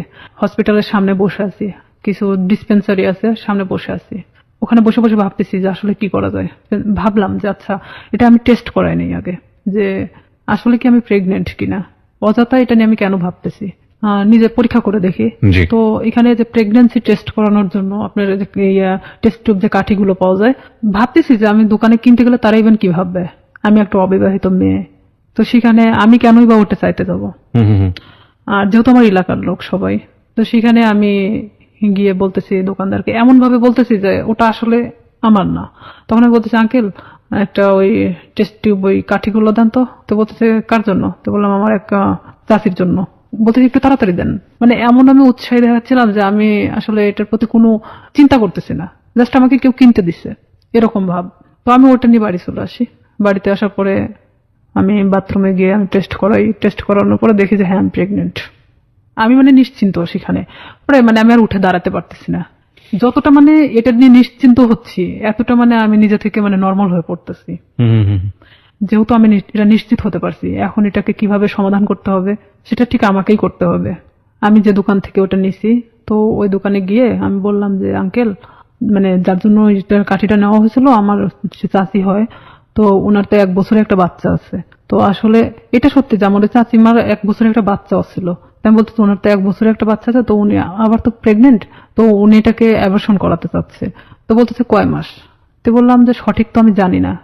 তো বলতেছে যে তুমি শুনে আসিও, তাহলে সে অনুযায়ী মানে বলা যাবে। তো আমি সেই মুহূর্তের জন্য ভাবলাম যে আসলে এটা আমার একদিন ওয়েট করাটা উচিত, যেহেতু এখানে পুরোটা আমি নিজেকে এড়ানোর চেষ্টা করতেছি। জি। পরের দিন সকালে আবার যাই, যাওয়ার পরে বলতেছি যে আমার কাছে বলা হয়েছে 1.5 মাস। তো বলতেছে যে 1.5 মাস হলে আসলে তো আসলে এইভাবে তো এগুলো খুব সেন্সিটিভ একটা জিনিস, অনেক রিস্কি হয়ে যায়। তো থাক না, 1 বছরে যেহেতু বাচ্চা আছে এটা থেকে যাক, সমস্যা কি। তা আমি বলতেছি আসলে আমার চাচাও তো খুব একটা ভালো দেখে না, তো ওই ক্ষেত্রে আসলে চাচি চাচ্ছে না যে বাচ্চাটা রাখুক। তো এখানে আমি বলতেছি না, আসলে আমাকে তো খুব জোর করে বলছে যে বাচ্চাটা সে রাখবেই না, তো সেখানে যদি আপনি পারতেন ওষুধটা দিলে উপকার হতো। তো আমি আসলে সেভাবে উৎসাহ দেখাচ্ছি না, কারণ এখানে দেখাতে গেলে দেখা যাচ্ছে যে নিজেরটা একটু মানে বেশিটা বাড়ায় আসে। তখন আমি 2-3 বার রিকোয়েস্ট করার পরে তো বলতেছে যে আসলে এটা তো কোনো খুব হাই রিস্ক, তো প্রেগন্যান্সি থেকে থাকে তাহলে কি উনি নিশ্চিন্ত? তো বললাম হ্যাঁ নিশ্চিত যে প্রেগন্যান্ট উনি। ওষুধ আমাকে দিল, দেওয়ার পর বলতেছে এই ওষুধগুলো ওনাকে 4টা ওষুধই একসাথে খেতে বলবেন, 12 ঘন্টার মধ্যে এটা অ্যাবর্শন হয়ে যাবে, কিন্তু ব্লিডিং হতে থাকবে। এটা কিন্তু ওনাকে ব্লিডিংটা নিয়ন্ত্রণ করার জন্য তাকে কিন্তু ট্রিটমেন্ট নিতে হবে, আমাকে এই কথা বললো। ওকে। আমার চিন্তা যে আমি খাওয়ার পরে যদি অ্যাবর্শন হয়ে যায় তারপর আমি মারা গেলে যাক, বাঁচি মরি ওটার কোনো সমস্যা হ্যাঁ নেই। আমি তখন চিন্তা করতেছি যে যেটাই হোক না কেন আমি যে কোনো ভাবে বোঝাতে পারবো তাদেরকে যেটা আমার নর্মালি এটা আমার হয়ে গেছে। তখন আমি বাড়িতে চলে আসি। বাড়িতে আসার পরে আমি এই জিনিসটা রাত্রেবেলা খাই। খাওয়ার পরে আমার ঠিক রাত 12টা 12:30টার দিকে আমার পেটে অনেক পেন করে, অনেক ব্যথা করতেছিল। আমি কিছুতেই মানে ঠিক থাকতে পারতেছিলাম না। এদিকে আমি তো আমার একা এক রুমে থাকি, আমি অনেক কান্নাও করতেছিলাম, কিন্তু কারোকে আমি বুঝতে দিচ্ছিলাম না তাহলে কতটা কষ্ট পাচ্ছিলাম ওই মুহূর্তের জন্য। তারপরেও আমি বারবার স্বামীর ফোন লাগাচ্ছিলাম যে এখনো যদি ওকে আমি ফোনে পাই। ওকে আমি কোনো মতে ফোনে পাচ্ছিলাম না। ওকে ফোনে দিয়ে আপনি কি করবেন? ওকে তো আপনি লাভও মানে করতেন না। আমার রাগ হচ্ছিল প্রচন্ড, যার কারণে আমি ওরা ফোন দিচ্ছিলাম। পরে এভাবে যখন রাত 12টা 12:30টার দিকে আমি বুঝতে পারি যে হয়তো আমার ইয়াটা হয়ে গেছে, তখন আস্তে আস্তে আমার ব্যথাটা কমে আসছিল। আমি যখন বিছানা থেকে উঠে দাঁড়াইছি আমার পুরো এতটাই ব্লিডিং হয়েছে যে বলা চলে যে অনেকটা, কথা বলতে পারতেছি না। পাশের রুমে আমার বড় বোন থাকতো, তো আমার বড় বোনকে একবার ডাক দিলাম, তারা তো গভীর ঘুমে আছে। 2-3 বার ডাক দেওয়ার পরে শোনার পর বলতেছি কি হয়েছে? তো বললাম আমি না খুব অসুস্থ। তা আমি শুধু দরজাটা খুলে দিয়ে চলে আসলাম। আয়সা আমি মানে কোনো মতে ঠিক থাকতে পারতেছি না, মানে আমার পেটের ব্যথাটা নাই, বাট এত পরিমাণ ব্লিডিং হচ্ছে যে আমার শরীর থেকে বলা চলে যে সব রক্ত বের হয়ে গেছে। পরে আমার বড় বোন, ও তো তখন প্রেগনেন্ট ছিল, পুরো প্রেগনেন্ট, তখন বাচ্চা হওয়ার জন্য আমাদের বাড়িতে আসছিল। আমার যে ব্লিডিং হচ্ছে মানে এটাতে অনেক নার্ভাস ছিল যে কেন এটা হলো। আচ্ছা আচ্ছা। তখন ও দৌড়ে গিয়ে মাকে ডাকে, মায়ের রুম থেকে মা উঠে আসে, আমার বাবা উঠে আসে, আমার ভাইও আসে। তখন আসে বলতেছে হঠাৎ এরকম কেন হলো। তো এখানে আমি বললাম আমি জানি না, আমি তো ঘুমাচ্ছিলাম, হঠাৎ আমি এটা মনে হলো যে আমি বাথরুমে যাব, তো ওঠার পরে দেখি যে এই অবস্থা, কিন্তু কেন হয়েছে আমি বলতে পারি না। এই বলার পরে মানে আমি অনেক মানে থরথরে কাঁপতেছিলাম, কারণ আমার শরীরে কোনো রক্ত নাই। তখন আমি মানে আমার মৃত্যুর 1 সেকেন্ড আগে আমি কারোর কাছে ছোট হতে চাচ্ছি না। আচ্ছা আচ্ছা। যে আমি কখনোই যে আমি যে রেপ হয়েছি এই কথাটা আমি কাউকে বলতে চাচ্ছি না, কোনো মতেই না। তখন আমার বড় চাচি আসে, আসার পরে সে বলতেছে যে ওর তো যেভাবে ব্লিডিং হচ্ছে তাতে তো ওকে বাঁচায় রাখা কঠিন হয়ে যাবে। তো আমার মা তো ডিম সিদ্ধ দিল, যে ডিম তো একটা শক্তিশালী জিনিস, দুধ ডিম আমার খাওয়ানোর চেষ্টা করলো। তো আমি ওই মুহূর্তের জন্য খাইলাম, কারণ ওই মুহূর্তে আর আমার রুচিতে সমস্যা ছিল না, মানে আমার যে একটা খাবার প্রবলেম ছিল এই প্রবলেমটা তখন ছিল না। পরে আমাকে তো হসপিটালে নিয়ে যেতে চাইলো, কিন্তু আমি কোনো মতে হসপিটালে যাচ্ছি না, যে আমি যদি হসপিটালে যাই আর ওই যে ডাক্তারের থেকে আমি ওষুধটা নিয়ে আসছি, ডাক্তার বলতে ডিসপেন্সারি থেকে, সেই ডিসপেন্সারিটা ছিল ঠিক হসপিটালের গেটের সামনেই। আমার কথা আমার মৃত্যু হয়ে যাক, কিন্তু আমি কখনোই হসপিটালে যাব না। আমি এক কথায় আমার মাকে বোঝাচ্ছিলাম যে না, ওখানে গেলে আমাকে ইনজেকশন দিবে। আমি মানে ওর সিরিঞ্জকে খুব ভয় পেতাম ছোট থেকেই। মা বলতে কি আমার সবাই জানতো যে আমি সিরিঞ্জ অনেক ভয় পাই। আমি বলতেছি না, ওখানে গেলে ডাক্তার আমাকে ধরে ইনজেকশন দিবে, আমি থাকতে পারবো না, আমি মারা যাবো, তার চেয়ে বরং আমি এখানে মারা যাই। আমি কিছুতেই মানে হসপিটালে যেতে ইচ্ছুক না। পরে এর মধ্যে এক ডাক্তারকে নিয়ে আসা হলো, আমার বাবা গিয়ে নিয়ে আসলো। নিয়ে আসার পরে এখনো কিছু বলে নাই যে সেদিন কি বুঝতে পারছিল কিনা যে আমি কি করছি। সে বলতেছে এটা হঠাৎ করে হওয়ার তো কোনো মানেই হয় না, এটা আসলে টেস্ট করানো দরকার। তখন আমি বলতেছি না, আমি টেস্ট করাবো না। তো বলতেছে কেন? তেমন বলতেছে যে আচ্ছা এটা সিম্পল একটা জিনিস, দেখবা কাল ঠিক হয়ে গেছে। তখন আমার মা বলতেছে তোর প্রবলেমটা কি, তুই কেন এগুলোকে টেস্ট করাতে চাচ্ছিস না? তাই আমি বলছি হ্যাঁ ঠিক আছে টেস্ট করাবো, কিন্তু আমাকে যদি কোনো ওষুধ দেয় আমি খাবো, কিন্তু আমাকে যদি কোনো ইনজেকশন দেওয়া হয় আমি কিন্তু নিব না। মানে তাদেরকে আমি শুধু ইনজেকশনের ভয়টা দেখাচ্ছিলাম। তো বলতেছে আচ্ছা ঠিক আছে। তো এর মধ্যে ওই ডাক্তার যে ব্লিডিং কমানোর জন্য যে ওষুধটা দিয়ে গেছে, এটাতেই আমার অনেকটা কাজ হয়েছে। মানে আমি সকালে ঘুম থেকে উঠে দেখি বলা চলে যে আমার ব্লিডিং নাই, মানে আমার কোনো ব্লাড বের হচ্ছে না। তখন আমি মাকে বললাম মা আমার তো আর কোনো সমস্যা হচ্ছে না, তো আমার তো আর হসপিটালে যাওয়ার দরকার নেই। তো মা বলতেছে যে তাহলে তো ভালো হয়ে যাচ্ছিস, তাহলে এই ওষুধই খা। তো আমি ওইভাবেই প্রায় 1 মাসের মতো আমি অনেকটা অসুস্থ ছিলাম, মানে উঠে দাঁড়াতে পারতাম না, বসতে পারতাম না। তারপরও মানে আমি দেখাচ্ছিলাম যে আমি অনেকটা সুস্থ, কিন্তু আমি শারীরিকভাবে ভিতর থেকে খুবই অসুস্থ ছিলাম। তখন আস্তে আস্তে যখন আমি আগের পর্যায়ে আবার ফেরত আসি, আমি সবকিছু ভুলে যাওয়ার চেষ্টা করি। কিন্তু শামীম আবারও যখন দেখলো যে আমি স্বাভাবিক ভালো মানুষ, নিজের মতো করে চলতে পারতেছি, তখন ও কি করলো, আমাকে আবার ফোন দেওয়া শুরু করলো। আমাকে আবার ফোন দেয়।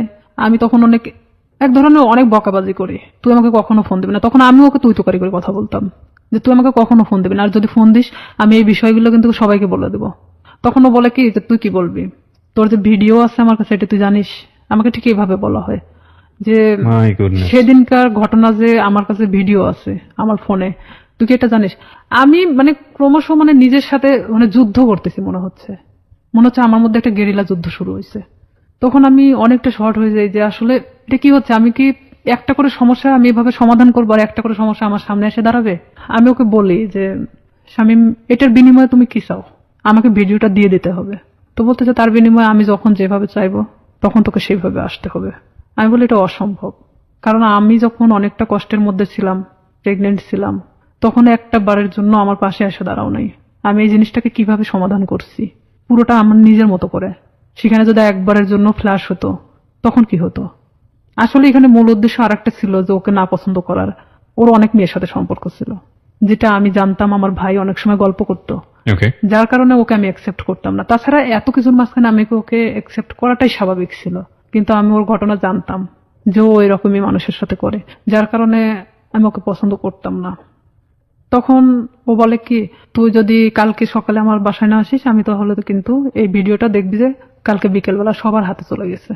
আমি একবার ভাবতেছিলাম যে আমি কি আমার ফ্যামিলিকে কথাটা জানাবো, আবার এটাও ভাবতেছিলাম যে এটা কিভাবে সম্ভব আমি এই কথাগুলো তাদেরকে বলবো। আর আমার লাইফে তো আমার অনেক বড় হওয়ার দরকার, যেখানে আমি থেমে যাবো এখানেই। হয়তো আমার পড়াশোনা হবে না, হয়তো মানুষ আমাকে নিয়ে বিভিন্ন ধরনের কথা বলবে, আমি কিভাবে সম্ভব যে আমি সামনের দিকে আগাবো। তখন সবকিছু নিজেকে যেভাবেই হোক না কেন আমি বলি যে হ্যাঁ আমি তোমার কথা শুনবো, কিন্তু আমাকে ভিডিওটা দিয়ে দিতে হবে, কিন্তু কোনো কপি রাখা যাবে না। তো আমাকে বলে যে ঠিক আছে আমি দিয়ে দিব, কিন্তু কিছুদিন পর আগে দেখি যে তোমার মতিগতিটা কি। তখন নেক্সট টাইম আমি ওর বাসাতে আরেকবার যাই। যাওয়ার পরে তখন আমি বিভিন্ন কৌশলে চেষ্টা করি ওর থেকে ভিডিও, আমি ওকে বোঝাতে চাই যে আসলে এক পর্যায়ে ওকে আমি পছন্দ করে ফেলছি। তখন ওকে আমি এভাবে বলি যে ঠিক আছে ভিডিওটা আমাকে দেখাও, আমি নিব না, বাট আমাকে দেখাও, প্রয়োজন হলে তুমি আরো ভিডিও করো, সমস্যা নেই, কারণ এখন আমি তোমাকে পছন্দ করি। আমি তাকে ঠিক এভাবে বোঝাচ্ছিলাম যে আমি ভিডিওটা যে কোনো কৌশলে নিতে চাচ্ছিলাম। তখন এক পর্যায়ে ওর বাসাতে আমি 2 থেকে 3 বার যখন যাই, যাওয়ার পরে ওর এক ধরনের হয়তো বিশ্বাস হয়ে যায় যে আমি হয়তো তাকে পছন্দ করি এখন। তখন সে কি করে, ভিডিওটা একদিন আমাকে দেখাচ্ছিল, মানে তো সেদিন ওর বাসাতে ওর মা আছে, কিন্তু আমি পিছন দরজা দিয়ে ঢুকছি, আমাকে কখনো ভিতরে কথা বলতে দিত না। তো ভিডিওটা যখন আমি দেখছিলাম ওর মা তখন মানে রুমে নক করতেছিল, তখন ও আমাকে বলে কি যে তুমি ওই পাশে ওয়ার্ডরোবের ওই পাশে দাঁড়াও, আমি দরজাটা খুলি। তখন ও ঠিক দরজাটা খুলে ওর মার সাথে কথা বলে, ও ফোনটা আমার কাছে রেখে চলে যায়। ওর মার সাথে তখন কথা বলতেছিল, তখন আমি ফোন থেকে আমার মেমোরি কার্ডটা বের করে নেই, ও তখন আমি বুঝতে দেই নাই, কিন্তু আমি জানতাম না যে ও সেটা কপি করে অন্য কোথাও রাখছে। মানে এটা যে শুধু ওর কাছে একটা না, কপি করে অন্যান্য জায়গায় বসে হ্যাঁ রেখেছে। অন্য অন্য ওর মেমোরি কার্ডেও ছিল। কত সালের ঘটনা এটা আপনারা? এটা ওই 2007 শেষে 8 দিকে। 2007 কিংবা 8 আমি যতদূর জানি যে আইসিটি যে নিয়ম নীতি বা আইন বা অ্যাক্ট সেগুলো কিন্তু হয়নি। হ্যাঁ আইন সম্পর্কে অতটা আমার ধারণা ছিল না, আর আমি তো অনেক ছোট ছিলাম তখন, সাথে তখন আমি 8-এ পড়ি। রাইট, ওকে। কপিটা নিয়ে আসার পরে আমি ও তখন যখন মানে ফোনটা দেখছে যে ওর ফোনে মেমোরি কার্ড নাই, তখন আমি চলে আসার পরে দেখছে যে ওর ফোনে মেমোরি কার্ড নাই, তখন আমার বলতেছে যে তুমি কি মনে করো নিজেকে খুব চালাক, আমাকে এভাবে বলতেছে। আমি বললাম কেন? তো বলতেছে যে তুমি মেমোরি কার্ডটা খুলে নিয়ে গেছো। আমি বললাম যে আমি তখন ঠিক এভাবেই বলি, আমি এটার অপেক্ষাতেই ছিলাম। তো বলতেছে তুমি তোমার ধারণা কি করে হলো যে আমার কাছে একটা থাকবে, আমি যেটা তোমাকে দেখাচ্ছিলাম সেটা কপি ছিল, আমাকে এইভাবে বললো। ওকে, সত্যি সত্যি ভিডিওটা করেছিল? হ্যাঁ ছিল। ওকে। তারপরে আমি ওটা নিশ্চিন্ত হওয়ার জন্য দেখলাম, এই মেমোরি কার্ডটা আমার ফোনে তুললাম, তুলে দেখি যে হ্যাঁ সেই দিনের যে ধস্তাধস্তির ঘটনাটা ছিল সেটাও পুরোটাই ওর প্ল্যান মাফিক ছিল। ওকে। তখন ওর ফোনটা যে ওর ওয়ার্ড্রোপের উপর মানে ভিডিও হচ্ছে এটা আমি জানতাম না তখনকার জন্য। তখন আমি যখন মেমোরি কার্ডটা বাথরুমের মধ্যে ফেলে দেই, ফেলে দেওয়ার পর আমি ভাবি যে এটা নিশ্চিন্তে শেষ, কিন্তু যখন আমাকে ফোন দিয়ে কথাগুলো বলা হয় যে তুই কি জানিস যে এটার আর একটা কপি আছে, তখন আমি না অনেকটা আবার হয়ে যায় যে আমি এখন এর প্রতি আবার কিভাবে বিশ্বাস ধরাবো। আর না হলে তো সে আমাকে এইভাবেই ব্যবহার করতে থাকবে সারাটা জীবন। কারণ তখন আমি বলতাম যে তাহলে তুমি আমাকে বিয়ে করো, যেহেতু তোমার আমাকে দরকার, তাহলে তো আমি তোমাকে ছাড়া চলে যাচ্ছি না।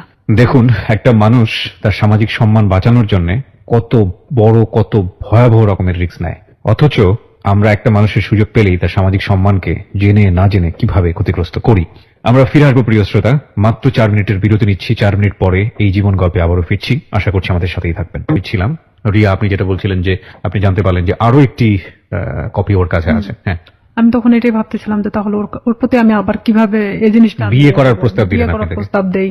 তখন ও এরকম বলে যে না আমি পড়াশোনা করতেছি, তো এখন তো বিয়ে করা সম্ভব না, ফ্যামিলি থেকেও তো এখন বিয়ে দিবে না, বিয়ে করার দরকার নেই, তাহলে আমাকে কিসের দরকার, আমরা এভাবে সম্পর্ক চালায় যাই, সময় হলে বিয়ে করে নিব, এই কথা বলে। আমি বলি না, এটাতে আমি থাকতে পারবো না এভাবে, কারণ তুমি যখন চাইবা তখন আমি যাব, আর এভাবে আমারও তো একটা জীবন, আমি না কোনো সময় তো ধরা পড়ে যেতে পারি, আমার পড়াশোনা আছে। তখনও বলতেছে যে তুমি তোমার মতো চলবা, জাস্ট মাঝে মধ্যে আমার সাথে দেখা করবা। আমি তখন রাজি হই না, যে তাহলে আমাকে ছেড়ে দাও এখান থেকে। তো ও বলে কি যে তুই যদি এখান থেকে বের হওয়ার চেষ্টা করিস তাহলে একটাই কথা বলবো, তোর ছোট বোন আছে, তার সাথেও ঠিক একই ঘটনা ঘটবে, আমার যে ছোট। তখনও কি ওই শামীম কি আপনার বড় ভাইয়ের ফ্রেন্ড হিসেবেই আছে? হ্যাঁ তখনও আছে। তো আমার ফ্যামিলি তো তখনও জানতো না যে তার সাথে আমার সম্পর্ক এরকম চলতেছে। তখন ঠিক 1 বছরের মাথায় আসে আমার ফ্যামিলি জানা যায়। কিভাবে জানলো, মানে আমি যে ফোনে কথা বলতাম, শামীমের নাম্বারটা আমার ফোনে অন্য নামে সেভ করা ছিল, একটা মেয়ে নামে সেভ করা ছিল, মেয়েদের নামে। আমি ফোনটা রেখে গোসল করতে যাই, আমাদের তো বাড়িটা নদীর পাশে, তো নদীতে গোসল করতে যাই, তখন আমার বড় বোন ফোনটা দেখতে দেখতে শামীমের নাম্বারটা, মানে সে দেখে ভাবে যে এই নাম্বারটাও সম্ভবত আমার ভাইয়ের ফোনেও দেখছে। আচ্ছা। তখন আমার বোন এই নাম্বারটা নিয়ে এসে তার সাথে মানে অ্যাড করে। ওকে। আর এই নাম্বারটা এখানে একটা মেয়েদের নামে সেভ করা, তার মানেটা কি? তখন আমার বোনের মানে অলরেডি বাচ্চা হয়ে গেছে, 7 দিন না 8 দিন বয়স। তো সেখানে ও যখন ভাইয়ের সাথে ডিসকাস করে এই বিষয়টা নিয়ে যে নাম্বারটা কার, তখন দেখছে যে এটা শামীমের নাম্বার। তখন আমি যখন বাড়িতে আসি গোসল শেষ করে চেঞ্জ করার পরে আমার ভাই আমাকে ডাকে। সে কিন্তু আমার সাথে কথা বলে না, ডাকতে বলতেছে যে এই নাম্বারটা কার। তখন এক পর্যায়ে আমি মনে চুমকে উঠি, প্রশ্ন করতেছে কেন। তখন আমি না চুপ মারে তাকায় আছি। তখন বলতেছে যে নাম্বারটা কার। তো আমি বলতেছি শামীমের। তো বলতেছে যে শামীমের নাম্বার তোর ফোনে কেন? বুঝলাম তোর ফোনে আছে, কিন্তু অন্য একটা নামে কেন? তখন মানে আমি কোনো কথা বলতে পারি না, চুপচাপ দাঁড়ায় আছি। আমার ভাই আমার একটা থাপ্পড় মারে, এমন ভাবে মারে আমার মানে এই গালটা ফাটে রক্ত বেরোয় যায় সাথে। বড় ভাই? হ্যাঁ। তখন আমার মা ধরার পরে বলতেছে যে মারামারি বাদ দিয়ে আসলে ঘটনাটা কি হয়েছে সেটা জানে। রাইট। তখন আমার মা আমাকে জিজ্ঞেস করলো যে তার সাথে তোর কিসের সম্পর্ক। তো আমি তাদেরকে বললাম যে সে আমাকে পছন্দ করে, আমিও তাকে পছন্দ করি। ঠিক ব্যাপারটা নর্মালি বলে দিলাম। আসলে কি পছন্দ করতেন? এক পর্যায়ে এই 1 বছরের মধ্যে তার সাথে আমি এভাবে থাকতে থাকতে আমি এক ধরনের মানে পছন্দ হয়ে গেছে, যে আমি তো তাকে, সে আমাকে ছাড়তেছে না আর আমিও তার থেকে বের হতে পারতেছি না। তো আমি জানতাম যে আমার লাইফটা এভাবেই চলবে যতদিন হয়তো এখান থেকে সে আমাকে মুক্তি না দিচ্ছে কিংবা আমাকে বিয়ে না করতেছে। আর আমি তখন থেকে এটাই চিন্তা ভাবনা নিয়ে নিলাম যে যেভাবেই চলুক না কেন, যতদিন নিজের পায়ে মানে নিজে না দাঁড়াতে পারতেছি আমি প্রতিবাদ করব না এটা নিয়ে। তখন আমার ভাই আমাকে অনেক মারার পরে বলতেছে তুই জানিস ওর সম্পর্কে? আমি বললাম যে হ্যাঁ আমি জানি। তো বলতেছে যে কি জানিস তুই? তো বলতেছি যে ও যে অনেক মেয়ের সাথে সম্পর্ক ছিল কিন্তু এখন তো নাই। ও আমাকে সবকিছুই বলছে। তো বলতেছে যে ওর যে এখনো রীতা নামে একটা মেয়ের সাথে সম্পর্ক আছে তুই জানিস? তাই আমি বললাম যে হ্যাঁ আমি জানি। আমি কিন্তু কিছুই জানি না, তারপর আমি স্বীকার করতেছি যে হ্যাঁ জানি। তো বলতেছে যে তোকে কি বলছে? তাই আমি বললাম যে হ্যাঁ তার সাথে নাকি সম্পর্ক ছিল এখন নাই। তো বলতেছে ও যে গত পরশুদিনও আমার সাথে গিয়ে দেখা করে আসলো রীতার সাথে, তোকে এই কথাটা বলছে? আমার ভাই কিন্তু নর্মালি আমাকে এভাবে জিজ্ঞেস করতেছে। তাই আমি বলতেছি হ্যাঁ আমাকে বলছে। তো আমি আসলে তাদের মধ্যে তাল পাকায় দিচ্ছিলাম এরকম যে শামীম যদি আমাকে বলে থাকে তাহলে রীতার সাথে কেন সম্পর্ক? তাহলে শামীম আমার সাথে তাহলে এ ধরনের কি ধরনের খেলা খেলতেছে? তখন আমার ভাই বলে যে তুই আরো একটা বিষয় শুনে রাখ, শামীমের সাথে তুই সম্পর্ক রাখিস না। যতই আমি তোকে মারধর করে যাই করি না কেন, তারপরেও তুই আমার বোন। ও আমাকে মারার জন্য তোকে বেছে নিছে। আমি বললাম কেন? তো বলতেছে যে একটা বিষয় নিয়ে ওর সাথে আমার গন্ডগোল হয়েছে, যার কারণে ও আমাকে এমন ভাবে মারতে চাচ্ছে যেটা মৃত মানুষের চেয়েও অন্যরকম একটা ইয়া। তো এখন আমি বলতেছি যে হ্যাঁ সেটা বিষয় আমি জানি, মানে এক কথায় আমি সবকিছু স্বীকার করতেছি যে আমি জানি। তখন এক পর্যায়ে আমি শুয়ে শুয়ে এটা ভাবতে থাকি যে আসলে আমার ভাইয়ের সাথে কি ঘটছে তারা। তখন আমি শামীমরে ফোন লাগাই বলি শামীম ভাইয়ের সাথে তোমার প্রবলেমটা কি? তো বলতেছে কি না তো কোনো প্রবলেম নাই। তাই আমি বললাম যে ভাই তো তোমার আমার বিষয় জানে গেছে, তো এইখানে এখন আমার মনে হয় যে বলে দেওয়াটা উচিত সবকিছু। তো বলতেছে যে না বলো না, এখানে সমস্যাটা হলো কি আমি তো পড়াশোনা করি, এখন যদি আমি তোমাকে বিয়ে করি, ও তখন এখন এক ধরনের নর্মালি মানে কথা বলতেছে, তোমাকে যদি আমি এখন বিয়ে করি তাহলে আমাকে কিন্তু গার্মেন্টসে থাকা ছাড়া উপায় হবে না, কারণ আমার ফ্যামিলি তোমাকে কখনোই মানে নেবে না। তারা চায় যে তার ছেলেকে বিয়ে দিবে একটা চাকরিজীবী মেয়ের সাথে। আমার রাগ ওঠে একটু যে তুই জানিস যে তোর ফ্যামিলি তোকে আমার সাথে বিয়ে দিবে না, এটা আমিও জানতাম, তাহলে আমার সাথে এটা করার দরকার ছিল কি? এক পর্যায়ে তার সাথে আমার অনেক রাগারাগি হয়। এটা 2008 সালের ঘটনা। তারপরে শামীম এক পর্যায়ে আমার সাথে একটা ব্রেকআপ সৃষ্টি করে। সে চাচ্ছিল যে আমি তার থেকে দূরে সরে যাই, আর আমিও তখন এক পর্যায়ে চাচ্ছিলাম যে আমি যে কোনো মূল্য ওকে চাই। সে আমার জীবনটাকে নিয়ে এভাবে খেলতে পারে না, কারণ আমার ফ্যামিলি তখন জেনে গেছে যে তার সাথে আমার সম্পর্ক চলতেছে। তখন এক পর্যায়ে আমি আমার ফ্যামিলির সাথেও যুদ্ধ করি, আর এদিকে ও আমাকে কিন্তু যতটাই ভালোবাসুক না কেন আমার ফ্যামিলি থেকেও দূরে সরায় দিছে। দেখা যাচ্ছে আমার ফ্যামিলির বিষয়ে অনেক কথা বলে যে তোমার ভাই আমার থেকে দূরে সরানোর জন্য তোমাকে এই ধরনের হয়তো খারাপ কথা বলে আমার সম্পর্কে। তো আমি দেখতাম যে অবশ্যই আমার ভালোবাসার সম্পর্ক ফাটল ধরানোর জন্য তারা হয়তো এই ধরনের তার খারাপ বিষয়গুলো তুলে ধরে। তো এক পর্যায়ে আমার ফ্যামিলির সাথে কথা বলা বন্ধ করে দেই আমি। 2011 সালে ওর সাথে আমার ফুললি ব্রেকআপ হয়ে যায়, মানে ওর সাথে আমার কোনো প্রকার যোগাযোগ নাই। আর হঠাৎ করে মানে ও ফোনটা অফ করে দিছে, কোনোভাবে খুঁজে পাওয়া যাচ্ছে না, মানে আমি অন্তত ওকে খুঁজে পাচ্ছি না। এক পর্যায়ে এলাকার এর মধ্যে সবাই জানে গেছে যে শামীমের সাথে আমার সম্পর্ক, কিন্তু এই যে পূর্বে যে ঘটনাটা যে সম্পর্কটা সৃষ্টি হলো কোথার থেকে এটা কিন্তু কেউই জানতো না। ব্রেকআপের পরে আমি দিশেহারা হয়ে যাই যে আমি এখন কি করব। তখন এর মধ্যে 2010 সালে তো আমি এসএসসি পাস করছি। অলওয়েজ সময় নিয়োগপত্র দেখে থাকি যে কখন কোথায় নিয়োগ দিচ্ছে। এক পর্যায়ে দেখি যে হ্যাঁ পুলিশে নিয়োগ দিচ্ছে, কিন্তু আমার বয়স হয়নি, 18 বছর পূর্ণ হয়নি। দিশেহারার মতো আমি একজন ঘুরি, এবং ঘুরতে ঘুরতে এক পর্যায়ে আমি ভাবি যে না আমার একমাত্র এখন বাঁচার উপায় আমার নিজেকে চালানোর মতো একটা লাইফ তৈরি করতে হবে। 2012 সালের সেপ্টেম্বরের দিকে একটা নিয়োগ হয় পুলিশ ডিপার্টমেন্টে। এর মধ্যে কিন্তু শামীমের সাথে আমার কোনো প্রকার যোগাযোগ নেই, কোনো প্রকার সম্পর্ক নেই আর। ওকে, কিন্তু মনের মধ্যে ভয়টা কাজ করে, না জানি কখন ভিডিওটা পাবলিশ করে দেয়, তাই কি? নাকি ও ভিডিওটা? হ্যাঁ, ভিডিওটার বিষয়টাও ছিল। আর একটা কথা যে এক পর্যায়ে আমি ওকে ভালোবেসে ফেলছিলাম। আর একটা বিষয় যে আমার এটা চিন্তা ছিল যে তুই যদি ভিডিওটা ফ্ল্যাশ করিস অন্তত আমি তোর গলায় ঝুলে যাব। আমি জানতাম যে তারপরে পাবলিসিটিতে এটা দেখাবে না। ঠিক আছে, তো ওর গলায় ঝুলে আমার কোনো আপত্তি নাই, ও যদি করে তো তখন তো করবে। আমি পুরোটাই এখন ওর গলায় ঝুলার জন্য মানে প্রস্তুত। So, এই জন্যই বলি জীবন নাটকের চেয়েও নাটকীয়। আমরা যে সরল রৈখিক চিন্তাটা করছিলাম, চিন্তা করে দেখুন এই যে ভিডিওটা নিয়ে স্বাভাবিকভাবে আমাদের যে চিন্তাটা এবং এই চিন্তার সাথে ওর চিন্তারও একটা মিল আমরা পাচ্ছিলাম, কিন্তু কিভাবে এটা টুইস্ট করলো হিন্দি সিরিয়াল আসলে দেখার দরকার নাই। আমার মনে হয় যে নিজের এক একটা এরকম জীবন গল্প যদি জানা যায় এটা সিরিয়ালের চেয়ে অনেক ভয়াবহ কিছু। ওকে, এটা ভাবতেছি যে ওর গলায় ঝুলে দেবো, তখন ও চাচ্ছে কি যে ভিডিওটা আমি কখনো ফ্ল্যাশ করবো না। ও নিজে নিজেই মানে ভিডিওটাকে শেষ করে দিছে, এমনকি আমার নাম্বার টাম্বার সবকিছু ওর থেকে শেষ করে দিছে। এক পর্যায়ে ওর নাম্বার টাম্বার যখন সব চেঞ্জ করে নিছে তখন তো ওর সাথে কোনো যোগাযোগের কোনো নাই আমার। আমি তখন দিশেহারা একটা যে আমাকে এখন আমার লাইফের দিকে আগাতে হবে, যেভাবে হোক আমি একটা সরকারি চাকরি করব। 2012 সালে যখন এই সেপ্টেম্বরের দিকে এই নিয়োগটা হয়, আমার ভাই চাচ্ছিল না যে আমি পুলিশ ডিপার্টমেন্টে আসি, কারণ ও অনেক আগেই কিন্তু ডিপার্টমেন্টে যোগদান করছে। আমার ভাই না চাওয়ার কারণ একটাই, সে চাচ্ছিল যে আমি যদি পুলিশে ঢুকি নিশ্চিত আমি শামীমকে বিয়ে করব। আর আমার ভাই কোনো মতেই শামীমকে মানে নিতে পারতেছিল না। তাতে আমাকে ত্যায্য করতে তারা রাজি আছে, কিন্তু শামীমকে কোনো মতে তারা মানতেছে না, কারণ ও এর আগেও আমার ভাইয়ের জানা মতো অনেক মেয়ের সাথে এই ধরনের ঘটনা ঘটাইছে। কিন্তু আমার সাথে কি ঘটনাটা ঘটছে এটা তো আমার ফ্যামিলির এমনকি কেউই জানতো না। তখন আমার বাবাকে বললাম যে অমুক দিন তো নিয়োগ, তা আমি তো দাঁড়াতে চাচ্ছি। তো আমার বাবা বলতেছে যে আমার ভাইয়ের নাম তো বলতেছে পছন্দ করে না, আর এটা যদি আমি দাঁড়াতে সম্মতি দেই তাহলে দেখা যাবে যে এটা নিয়ে অনেক বাড়িতে এক ধরনের মারামারি শুরু হয়ে যাবে। তাই আমি বললাম যে যা হয় হবে, আপনি যদি আমাকে টাকা দেন দিবেন, না দিলে আমি এমনিতেই যাব, কারণ আমার তো কোনো লোক ধরা নাই, আমি শুধু যাবো এই টাকাটাই চাচ্ছিলাম। তখন আমার বাবা আমাকে 2000 টাকা দেয়, আমি ওই টাকা নিয়ে পাবনা চলে যাই দাঁড়াতে। এক ইয়েতে আমাকে সিলেক্ট করে, কারণ আমি 5 ফিট 9 ইঞ্চি আর আমি একটা স্ট্রং বডির মানুষ। তো দেখার পরে আমাকে সবার পিছন থেকে নিয়ে যাওয়া হয়, ওখানে মাপে ওয়েটে সবকিছু দেখে আমি ঠিক হই। মেডিকেলেও দেখা যাচ্ছে আমার কোনো প্রকার সমস্যা নাই। যাই হোক, চাকরিটা হয় আপনার শেষ পর্যন্ত? হয়। তারপরে আমার চাকরিটা হয়, ওখান থেকে আমি বাড়িতে আসি। বাড়িতে আসার ঠিক আধা ঘন্টা 1 ঘন্টা পরে আমার ফোনে ফোন আসে একটা আনোয়ার নাম্বার থেকে। ফোন আসার পরে ওটাই ছিল শামীমের নাম্বার। তখন শামীম আমাকে বলতেছে যে শুনলাম তোমার নাকি চাকরি হয়েছে। তাই আমি বললাম হ্যাঁ। তো আমি বললাম যে এতদিন পর আমাকে আবার খোঁজ নেওয়া। তো বলতেছে আসলে আমি অনেক সমস্যার মধ্যে ছিলাম, আমার প্রত্যেকটা ফোন আমার ফ্যামিলি কেড়ে নিয়েছিল। মানে এটা কিন্তু পুরোটাই মিথ্যা কথা। আমি জানতাম, জানা সত্ত্বেও মানে আমি ওর সাথে আবারও কথা বলতে থাকি। ভালো লাগে আপনার? হ্যাঁ, যেহেতু আমি ওকে মনে প্রাণে চাচ্ছিলাম, আমি আবার ওর সাথে কথা বলতে থাকি। আমি এর মধ্যে ট্রেনিং এ চলে যাই, ট্রেনিং শেষ করি, ডিস্ট্রিক্টে যখন জয়েন্ট করি।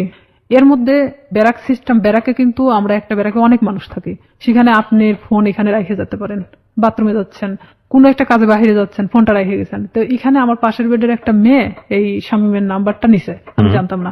এখন কন্টিনিউ তার সাথে সে কথা বলে, আমি কোথায় যাচ্ছি, কি করতেছি সব আপডেট দেয়। হ্যাঁ, সে জানতো। আমি খালি ভাবতাম যে এটা অলৌকিক ঘটনা, যে আমি কই গেছি, কোন ড্রেস পরে গেছি, সে কিভাবে জানে। ওকে, তার সাথে কিন্তু আবার তাদের মধ্যে একটা ভালোবাসার সম্পর্ক সৃষ্টি হয়ে গেছে সেই মেয়েটার সাথে। পরে আমি তো ওকে বারবার বলি যে দেখো আমি তো চাকরি করি, এখন আমাকে বিয়ে করো। এখন সে কিছুতেই তখন বিয়ে করতে রাজি না। এটা 2013 ঘটনা। 13 শেষের দিকে আমি ছুটি আসি বাড়িতে, আমি ওকে ফোন দিয়ে বলি, আমি এর মধ্যে কিন্তু অনেক গন্ডগোল হচ্ছে ওর সাথে, মানে আমি বিয়ের কথা বলি, সে কিছুতেই বিয়ে করতে চায় না। এদিকে আমার ফ্যামিলি তো মানে শামীমকে নিয়ে তো খুব একটা ডিস্টার্ব ফিল করতেছে। তো আমি এদিকে ওকে বারবার চাপ দেওয়া সত্ত্বেও আমাকে কিছুতেই মানে বিয়ে করতে চাচ্ছে না, তো চাচ্ছে না। তখন আমি বলি ঠিক আছে আমি বাড়িতে আসতেছি, যা করার করবো, এই কথা বলে আমি বাড়ি চলে আসি। ফোন দিলাম, ফোন দিয়ে বলতেছি যে আমি তোর সাথে দেখা করতে চাই। ও আমাকে বলে যে আমি দেখা করতে পারবো না। তাই আমি ডিরেক্টলি ওর বাড়িতে চলে গেছি এই ফোনে কথা বলতে বলতেই। কারণ তখন আমি যখন পুলিশ ডিপার্টমেন্টে আসি তখন আমার সাহসটা ছিল অন্যরকম, কনফিডেন্স বেড়ে গিয়েছে। হ্যাঁ, আর আমি তখন চাকরিজীবী একটা মেয়ে। যাওয়ার পরে ও দেখি যে চেয়ারের পর বসে আছে, ওর মা পাশে বসে। ও আমাকে দেখে করলো কি, এক দৌড় রুমের মধ্যে চলে গেল, যাওয়ার রুমটা আটকায় দিল। দেওয়ার পরে ওর মা বলতেছে কি হয়েছে, ওর মারা সবাই তো জানতো আমার সাথে সম্পর্ক আছে, বলতেছে কি হয়েছে, তোমার প্রবলেম কি। আমাকে কিছুতেই ওই ঘরের দিকে আগেতে দিচ্ছে না। আমি বললাম যে আপনার ছেলেকে জিজ্ঞেস করেন, সে আমার সাথে কেন এরকম করতেছে, আপনারা জানেন, আমার ফ্যামিলি জানে, সবাই জানে যে তার সাথে আমার সম্পর্ক, তাহলে কেন আজকে ও অস্বীকার করতেছে। তো বলতেছে এটা তোমার ব্যাপার, কিন্তু আমার বাড়িতে কোনো সিক্রেট চলবে না। এটাও ঠিক, তাদের তো কোনো বিষয় না, তারাও তো আমার সাথে বিয়ে দিতে চায় না। তখন আমি নিরুপায় হয়ে ওখান থেকে বের হয়ে চলে আসি। আসার পর বাড়িতে আসার পরে আমি অনেক অসুস্থ হয়ে যাই। এক পর্যায়ে আমাকে হসপিটালে নিয়ে যায়, স্যালাইন চলতেছে। এর মধ্যে আমি যে ডিস্ট্রিক্টে চাকরি করতাম ওখান থেকে একটা মেয়ের ফোন আসে, আমার পাশের বেডের একটা মেয়ের ফোন আসে, বলতেছে যে শামীম কোথায়। তাই আমি বলছি শামীম কোথায় মানে? তো বলতেছে যে হ্যাঁ, জিজ্ঞেস করলাম। তাই তো বললাম যে জানি না ও কই আছে। তো বলতেছে যে ও কিন্তু এখানে আসছে অমুকের সাথে দেখা করতে। তাই আমি বললাম আপনি কই থেকে জানলেন? তো বলতেছে আমি ওর সাথেই ছিলাম, আমাকে নিয়ে গেছিল, কিন্তু ও জানে না যে আসলে আমি তাকে চিনি, কারণ চিনার কারণ হলো তার ছবি আমি তাকে দেখাইছিলাম। তা আমি তখন ওরে ফোন দিলাম, কিছুতেই ফোন ধরে না। পরের দিন ও আমার ফোনটা ও নিজে থেকে ব্যাক করছে। ব্যাক করার পর আমি বলতেছি তুই ওখানে গেছিস কেন? তো বলতেছে যে আমি আসছিলাম এমনিতেই একটা কাজে, তাই ভাবলাম যে ওই আপুরে কিছু বলে যাই তোর সম্পর্কে, তুই আমার সাথে এরকম করতেছিস। পরে এখানে ঘটনাটা হলো সেই মেয়েকে একটা শপিং ব্যাগ দেওয়া হয়েছিল, ব্যাগের মধ্যে অনেক কিছুই ছিল। সেটা কিন্তু তারা আবার যে রুমে দেখাইছে, কিন্তু তারা মানে যে দেখাচ্ছে সে কিন্তু জানতো না যে তার পাশের বেডের আরেকজন তাকে চেনে। তো আমি যাওয়ার পরে এটা নিয়ে তাকে আমি ফোর্স করলাম যে কেন আপনি তার থেকে জিনিস নিলেন, এটা সেটা বলার পরে তার সাথে এক পর্যায়ে ঝগড়া হয়ে যায়, ভাঙনটা এভাবেই শুরু হয়ে যায়। তার থেকে মানে আমার একটা ঘৃণা জন্মে যায় যে আমি স্ট্যান্ড থাকা সত্ত্বেও সে অন্যজনের সাথে সম্পর্ক করে। তাহলে আমার ভাইয়ের কথাটাই সত্যি ছিল। তখন আমি একটা বাস্তবের সম্মুখীন চলে আসি। আমি তখন আস্তে আস্তে তাকে ভুলতে থাকি। এর মধ্যে যে যতটা ঘটনাই গেছে না কেন, পুরোটাই খালি ব্রেকআপের দিকে গেছে, মানে গন্ডগোল, সম্পর্কটা ভেঙে দেওয়ার ওকে এক ধরনের। এর মধ্যে ওই জেলারই এক থানাতে আমার পোস্টিং হয়। ও ক্রমশ আমাকে এভাবে জিজ্ঞাসা করে তোর কার সাথে আজকে ডিউটি? আমি বলি যে অমুক স্যারের সাথে ডিউটি। ওখানে আমাদের তো শিডিউল বাই ডিউটি হয়, দেখা যাচ্ছে যে আপনার সাথে আমার বারবার ডিউটি হচ্ছে, এটা তো আর আমার দোষ না। ওটা কি তোর অমুক লাগে সেটা লাগে, মানে খারাপ ধরনের আমাকে কথা বলা হয়। আমি বলি দেখো উনি আমার অফিসার আর তার সাথে আমার ডিউটি হয়, এমন কিছু না। সম্পর্কটা তো আপনার ব্রেকআপের দিকে যাচ্ছে, মানে সম্পর্কটা তখনো ব্রেকআপ হয়নি, আবার জোড়া লাগে, আবার ধরেও না ছাড়েও না, এরকম একটা মানে একটা ঝুলন্ত অবস্থা। আবার তর্কাতর্কিও শুরু করে, তর্কাতর্কিও হয়, মানে যতটা সময় ভালো দিকে হয় ততটা সময় আবার খারাপ দিকেও। আমরা শেষের দিকে চলে আসবো প্রিয় শ্রোতা। গল্পটা কোথাকার গল্প, কোথায় গিয়ে দাঁড়িয়েছে একটু চিন্তা করে দেখুন। আমরা শেষের দিকে ফিরে এসে আপনাদেরকে একেবারে শেষ রিয়েলিটি যেটা সেটা জানাবো, এবং আবারও বলবো অনুমান করবেন না, কারণ জীবন গল্পে অনুমান আসলেই অপ্রয়োজনীয় এবং সেটা আসলেই শেষ পর্যন্ত মিলে না। ছোট্ট একটা বিরতি, তারপর ও আমাকে বারবার এরকম খারাপ খারাপ কথা বলে। তখন আমি বলি যে হ্যাঁ আমি ওকে পছন্দ করি, মানে এক কথায় বলে দেয় যে আমি ওই অফিসারকে পছন্দ করি, যে সে আমার থেকে তারপরও সরে যাক এখন। তখন সে কি করে, আমার এলাকাতে গুজব ছড়ায় আমি নাকি ওনাকে বিয়ে করছি, অথচ তার সাথে আমার কিন্তু কোনো প্রকার সম্পর্ক নেই। তখন সেই এলাকায় ছড়ায় দেয় যে আমি নাকি এরকম আমাদের ডিপার্টমেন্টের একজনকে বিয়ে করছি। এই লোকও আস্তে আস্তে এই জিনিসটা জানা যায় যে সে এরকম বিয়ে করতেছে, কারণ তার সাথে আমি অনেক বিষয় নিয়ে ডিসকাস করতাম আগে থেকেই। তখন এই ব্যাপারটা এমন ভাবে দাঁড়ায় যায়, সে আমার এলাকার মধ্যে এমন ভাবে গুজব ছড়ায় দেয়। তখন ওর বিষয়ে আমি বাড়িতে এসে আমার ফ্যামিলিকে পুরো ঘটনা তখন বলি। বলার পরে আমরা থানাতে যাই, থানাতে গিয়ে আমাদের যে অফিসার আছে অফিসারের সাথে কথা বলে এটা বিষয়ে আমরা একটা পদক্ষেপ নেই। নেওয়ার পরে ও তো বাড়ি থেকে পালায় যায়, ওর ফ্যামিলির লোকজনও কেউ ছিল না, কারোকে ধরতে পারে না। পরে শামীমকে ফোন দেওয়া হয়, মানে স্যার ফোন দেয়, ফোন দিয়ে বলে থানায় আসার জন্য। তো সে এক কথায় যে সে নিরুদ্দেশ্যে, জীবনেও মানে তাকে ধরা ছোঁয়ার বাহিরে, এক কথায় এরকম। আপনি কি মামলাটা করেন নাকি শুধুমাত্র মামলা হয়? জিডি করি। জিডি করেন আপনি? আচ্ছা। আমার কথা যে সে আমার জীবন থেকে সরে গেছে, চলে যাক, সমস্যা নেই, অন্যের উপর দোষ চাপাচ্ছে কেন? পরে সে আমার কাছে অনেক ফোন দিয়ে ক্ষমা টমা চায় যে আমি জীবনে তোমার লাইফ সম্পর্কে কিছু বলবো না, যা হয়েছে হয়েছে, তুমি ইয়েটা উঠায় নাও। তো একদিকে দেখা যায় যে ভালোবাসার ক্ষেত্রে আমি তুলেও দেই সেটা। পরে এটা নিয়ে যার কথা বললাম যে অফিসারের কথা, এই এক পর্যায়ে সে আমাকে বিয়ে করতে চায়, যেটা সবাই জানে গেছে, ঠিক আছে আমি তোমাকে বিয়ে করবো। সে কিন্তু ডাইরেক্ট সাব ইন্সপেক্টর। আমি জানতাম যে সে বিবাহিত না, সে এতদিনও আমাকে কিন্তু বলতো সে বিবাহিত না। ওকে, যেই ভদ্রলোকের কথা আপনি বলছেন তার সঙ্গে আপনার একটা রটনা চারদিকে হয়েছিল। চারদিকে মানে এটা শামীম ঘটাইছিল। ওকে, তো উনি রাজি হয়েছিলেন এক পর্যায়ে আপনাকে বিয়ে করার জন্য? রাজি হয়েছিলেন এইভাবে যে তার সাথে আমার এর মধ্যে কিছুটা মানে সম্পর্ক এভাবে গড়ে ওঠে যে শামীম যখন এভাবে ছড়াচ্ছিল তখন আমার ডিপার্টমেন্টাল দিক থেকেও ওই যে মেয়েটার সাথে ওর কানেকশন ছিল, সে আবার আমার ডিপার্টমেন্টে এভাবে ছড়াচ্ছে যে আমি তাকে বিয়ে করছি। তো আমার ডিপার্টমেন্টে অনেকেই জানতো যে আমি তাকে বিয়ে করে ফেলছি। তো সেখানে দেখা যাচ্ছে সে আমাকে এক কথা বলে দেয় যে যেটা ঘটে গেছে তাহলে আমি তোমাকে বিয়ে করবো। আপনি বিয়ে করেন এক পর্যায়ে? এক পর্যায়ে আমি তাকে আমার ফ্যামিলির অনুমতি নিয়ে বিয়ে করি। আমি বলি আপনার জন্য একটা ভালোই প্রস্তাব ছিল আমি বলবো। আমার ফ্যামিলি বলে যে হ্যাঁ ঠিক আছে, পছন্দ হলে বিয়ে করাটাই ভালো হবে, যেহেতু এটা গুজব ছড়াই গেছে। তখন আমি তাকে বলে যে ঠিক আছে ফ্যামিলিগতভাবে আমরা বিয়ে করবো। সে বলে যে আমরা এখন এভাবে তো ছুটি পাই না, আমরা নিজে নিজে করে নিই, পরে আমরা ফ্যামিলিগতভাবে ইয়ে করে নেবো। তো এখানে আমি কিন্তু সেটা রাজি হয়ে যাই। ঠিক তার 1.5 মাস থেকে 2 মাসের মাথায় আমি জানতে পারি সে বিবাহিত, তার বাচ্চা বলছে। তখন আপনি বিয়ের আগে তাকে জিজ্ঞেস করেননি? আমি জিজ্ঞেস করছি অনেকবার, কিন্তু বিয়ের আগে ওইভাবে আমি অতটা ক্লোজ ছিলাম না। ও কি বলেছে যে না আমি বিবাহিত না? না, ও অনেকবার স্বীকার করছে যে আমি বিবাহিত না। তো জানলেন আপনি, জানার পর? জানার পরে আমি তখন অনেকটাই কষ্ট পাই। কষ্ট পাওয়ার পরে কষ্ট পাবেন কি? আমি তো যতদূর জানি যে এটা একটা মানে মারাত্মক রকমের আইন ভঙ্গন, এবং এই হ্যাঁ, পুলিশের এত বড় অনেক একটা পোস্টে বড়। থেকে সে এই ধরনের কাজ করেছে মানে তো হ্যাঁ, তার ক্লোজ হয়ে যাওয়ার অনেক কথা। কষ্ট পাই। কষ্ট পাওয়ার পরে ওকে আমি বলি যে এটা আমার সাথে করার কি দরকার ছিল। বাট সাহসটা পায় কিভাবে? হ্যাঁ, সে সাহসটা পাইছে এভাবেই যে একটা ছেলে আমাকে এভাবে হ্যারাস করতেছে, তার সম্পর্কে তো আমি তার সাথে ডিসকাস করতাম। সেটা তো অন্য হিসাব, এটা তো ইনফর্মাল হিসাব, কিন্তু ফর্মালি তো যদি যায় তাহলে তো চাকরি ফর্মালিটি থাকবে হিসাবে না। সে এটাই ভাবতেছিল মেয়েটা তো এত কিছুর পরেও যেহেতু প্রকাশ করে নাই, তাহলে আমার ব্যাপারটাও হয়তো ওইভাবে প্রকাশ করবে না। ওকে, তার কিন্তু মধ্যে ফার্স্ট ওয়াইফ তো হ্যাঁ, ঝামেলা করতে পারে। কনফিডেন্স এরকম ছিল। আচ্ছা, তখন এরকম যখন আমি দেখলাম যে না, এনার সাথে আমার সংসার করা সম্ভব না, তখন আমি কিভাবে আমার ফ্যামিলিকে বলবো আবার যে আমি বিয়ে করার পরে এখন সংসার করতে চাচ্ছি না। না সম্ভব না কেন ভাবলেন? শুধু এই বিয়েটা সম্ভব না মিথ্যার মানে কারণে? তার বাচ্চা আছে, 2টা বাচ্চা, অলরেডি 2টা বাচ্চা তার। ওয়াইফের সঙ্গে কথা হয়েছিল প্রথম? তার প্রথম ওয়াইফের সাথে আমি কথা বলছি। কি বলেন উনি? প্রথম উনি- ওয়াইফ জানতো বিষয়টা? ওনার প্রথম ওয়াইফ জানতো বিষয়টা কিরকম। ইনার সাথে যখন সম্পর্কটা হয়, বাট বিয়ে না এমনিতেই, তখন উনি আমাকে বলতো আমার ভাবির সাথে কথা বলো। আপনাকে ওনার ভাবির সাথে হ্যাঁ, কথা বলতো? মানে ওনার ভাবি, মানে For what? ওনার কেন কথা বলতো? ওয়াইফ ওনার ভাবি সাজতো। তাহলে কি এখানে দেখা যাচ্ছে না যে ওনার ওয়াইফ ব্যাপারটা জানতো? ওকে, ব্যাপারটা শুধু আমি জানতাম না। ভাবির সঙ্গে কি বিষয়ে কথা বলতেন? ভাবির বিয়ের সঙ্গে বিষয়ে কথা কিভাবে বলতেন? বিষয়ে কথা বলতাম, আমি বলতাম যে আমি তোকে পছন্দ করি। বলে যে হ্যাঁ পছন্দ, সে তো আমাকে বলে যে তুমি ওকে পছন্দ করো। মানে অনেক বিষয় নিয়ে আসল কথা এক কথায় যে একটা প্রেমিক প্রেমিকার মধ্যে একটা ভাবি আসলে যা হয়, সেসব কিছু একটা ওয়াইফ হলে তো কখনো মানা সম্ভব না আমার মতে। মানে ওনার ওয়াইফের সঙ্গে কথা হতো ঠিকই, কিন্তু আসলে আমি জানতাম ওনার ভাবি, ওনার ভাবি হিসেবে, এবং উনিও সেটাই বলতো যে আমি ওনার ভাবি হই। ওনার বাচ্চাদের সাথে আমি কথা বলতাম, কারণ আমি জানতাম যে ওনার ভাইয়ের বাচ্চা এগুলো। এক পর্যায়ে সে যখন আমি সংসার করব না, তখন বলে যে কেন করবা না, আমি কি এমন একটা কথাই তো ভুল বলছি, তো আমার তো তোমাকে পালার মতো সামর্থ্য আছে। এটা সেটা আমাকে অনেক কিছু বোঝায়। তাই আমি বলি ঠিক আছে, তাহলে আমি বাচ্চা কাচ্চা নিয়ে নেই, যেহেতু আমারও তো একটা লাইফ আছে। সে বলে যে না এখন বাচ্চা নিতে হবে না, এটা সেটা, মানে সে কোনো প্রকার আমাকে বাচ্চা নিতে দিবে না। তার মানে তখন কি আমি এটা বুঝবো না যে আমার লাইফে যত টাকা পয়সা আছে তারা আমার দিক গ্রাস করানোর চেষ্টা করতেছে? ক্রমশ সে আমার দিকে মানে টাকা পয়সা সবকিছু থেকে মানে আমার থেকে চাইতে শুরু করে। সে আমাকে দেওয়ার দূরের কথা, সে নিজেই আমার থেকে নিতে শুরু করে। ব্রেকআপ হতে হতে হতে হতে এখন লাস্ট পর্যায়ে আমাদের টোটালি ব্রেকআপ হয়ে গেছে।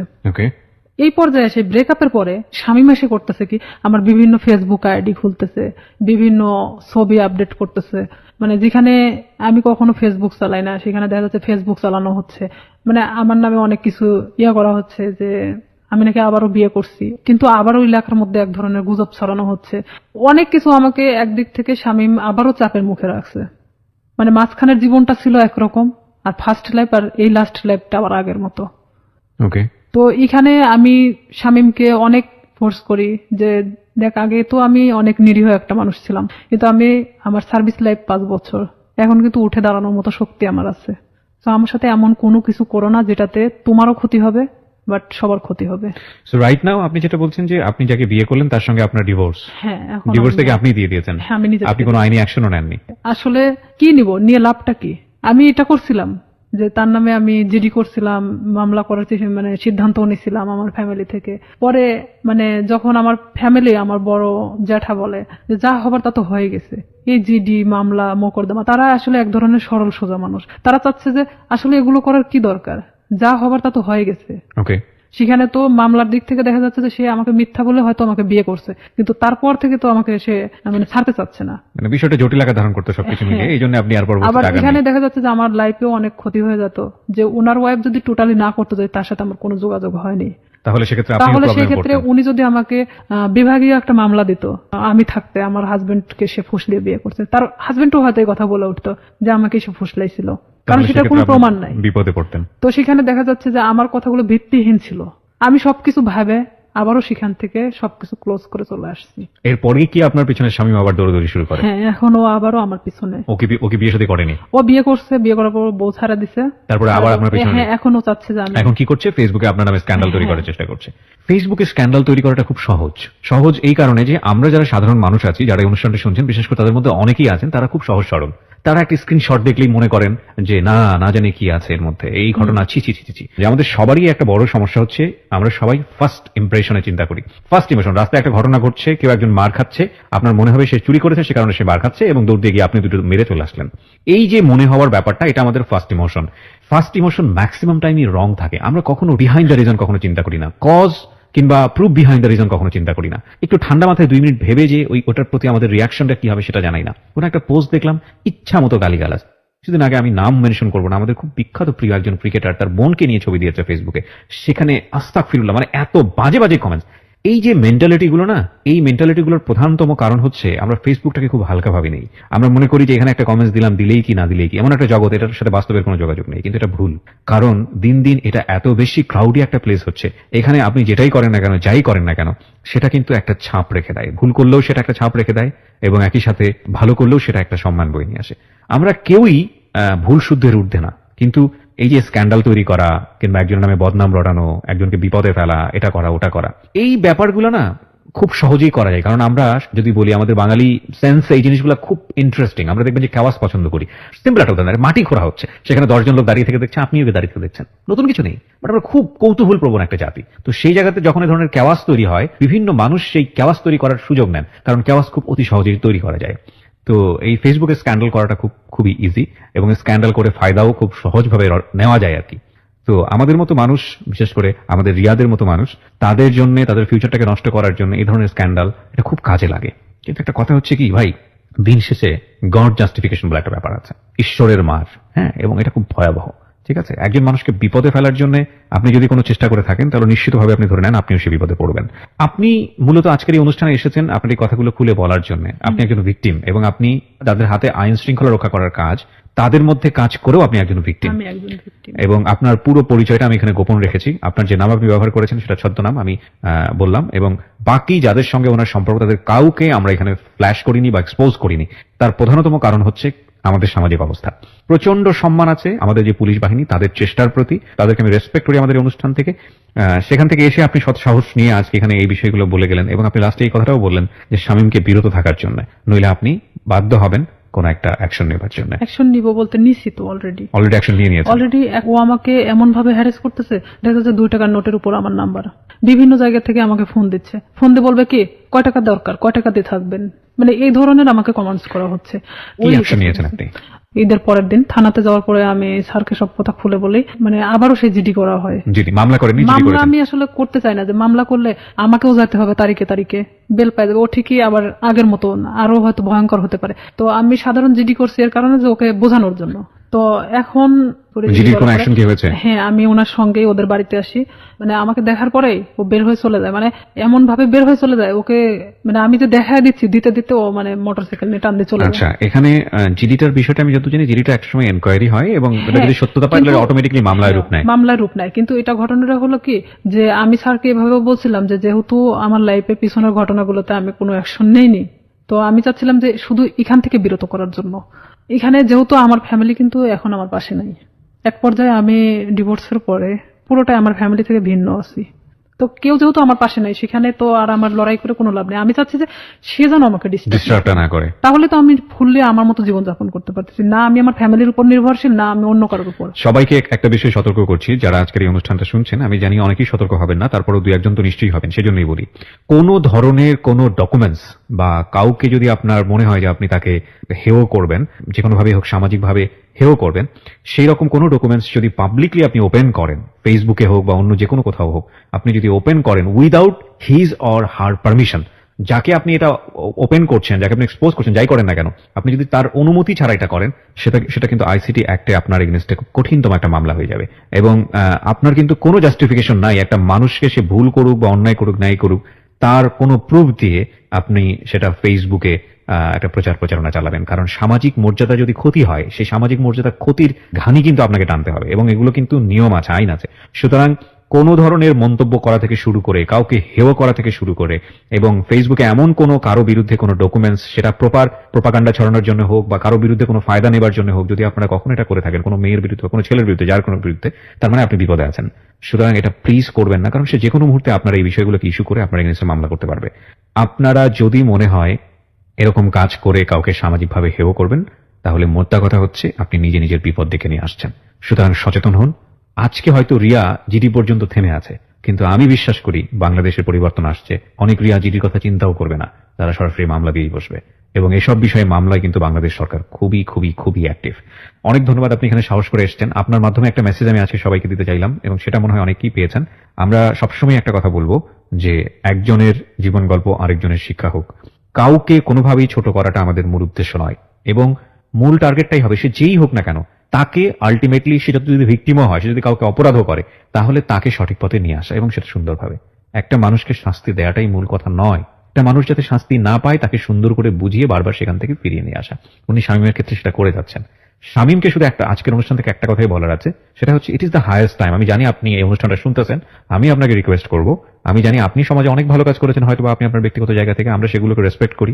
আপনি ওনার লাইফে যেভাবে লেগে আছেন, সেটা উনি যেটা বললেন সেটা যদি আমরা মেনে নিই যে সত্য, আমি জানি আপনাকে যদি বক্তব্য দিতে দিতাম তাহলে তো আপনার পক্ষ থেকে কোনো বক্তব্য ছিল, কিন্তু যেহেতু আপনারা স্বামী স্ত্রীর সম্পর্কে নাই, সুতরাং দুজনের জায়গা থেকে, ওনার জায়গা থেকে আমি যতটুকু সত্য নিয়েছি, এই জায়গা থেকে শুধু এতটুকুই বলার আছে, আপনি নিজেকে নিবৃত করুন, থামুন এখানেই, নইলে আপনার জন্য ভবিষ্যৎটা হয়তো বা সুখকর হবে না। কারণ উনি এরপরে হয়তো রেগে গিয়ে বড় কোনো স্টেপ নেবেন। আমরা চাই আপনারা সবাই ভালো থাকুন।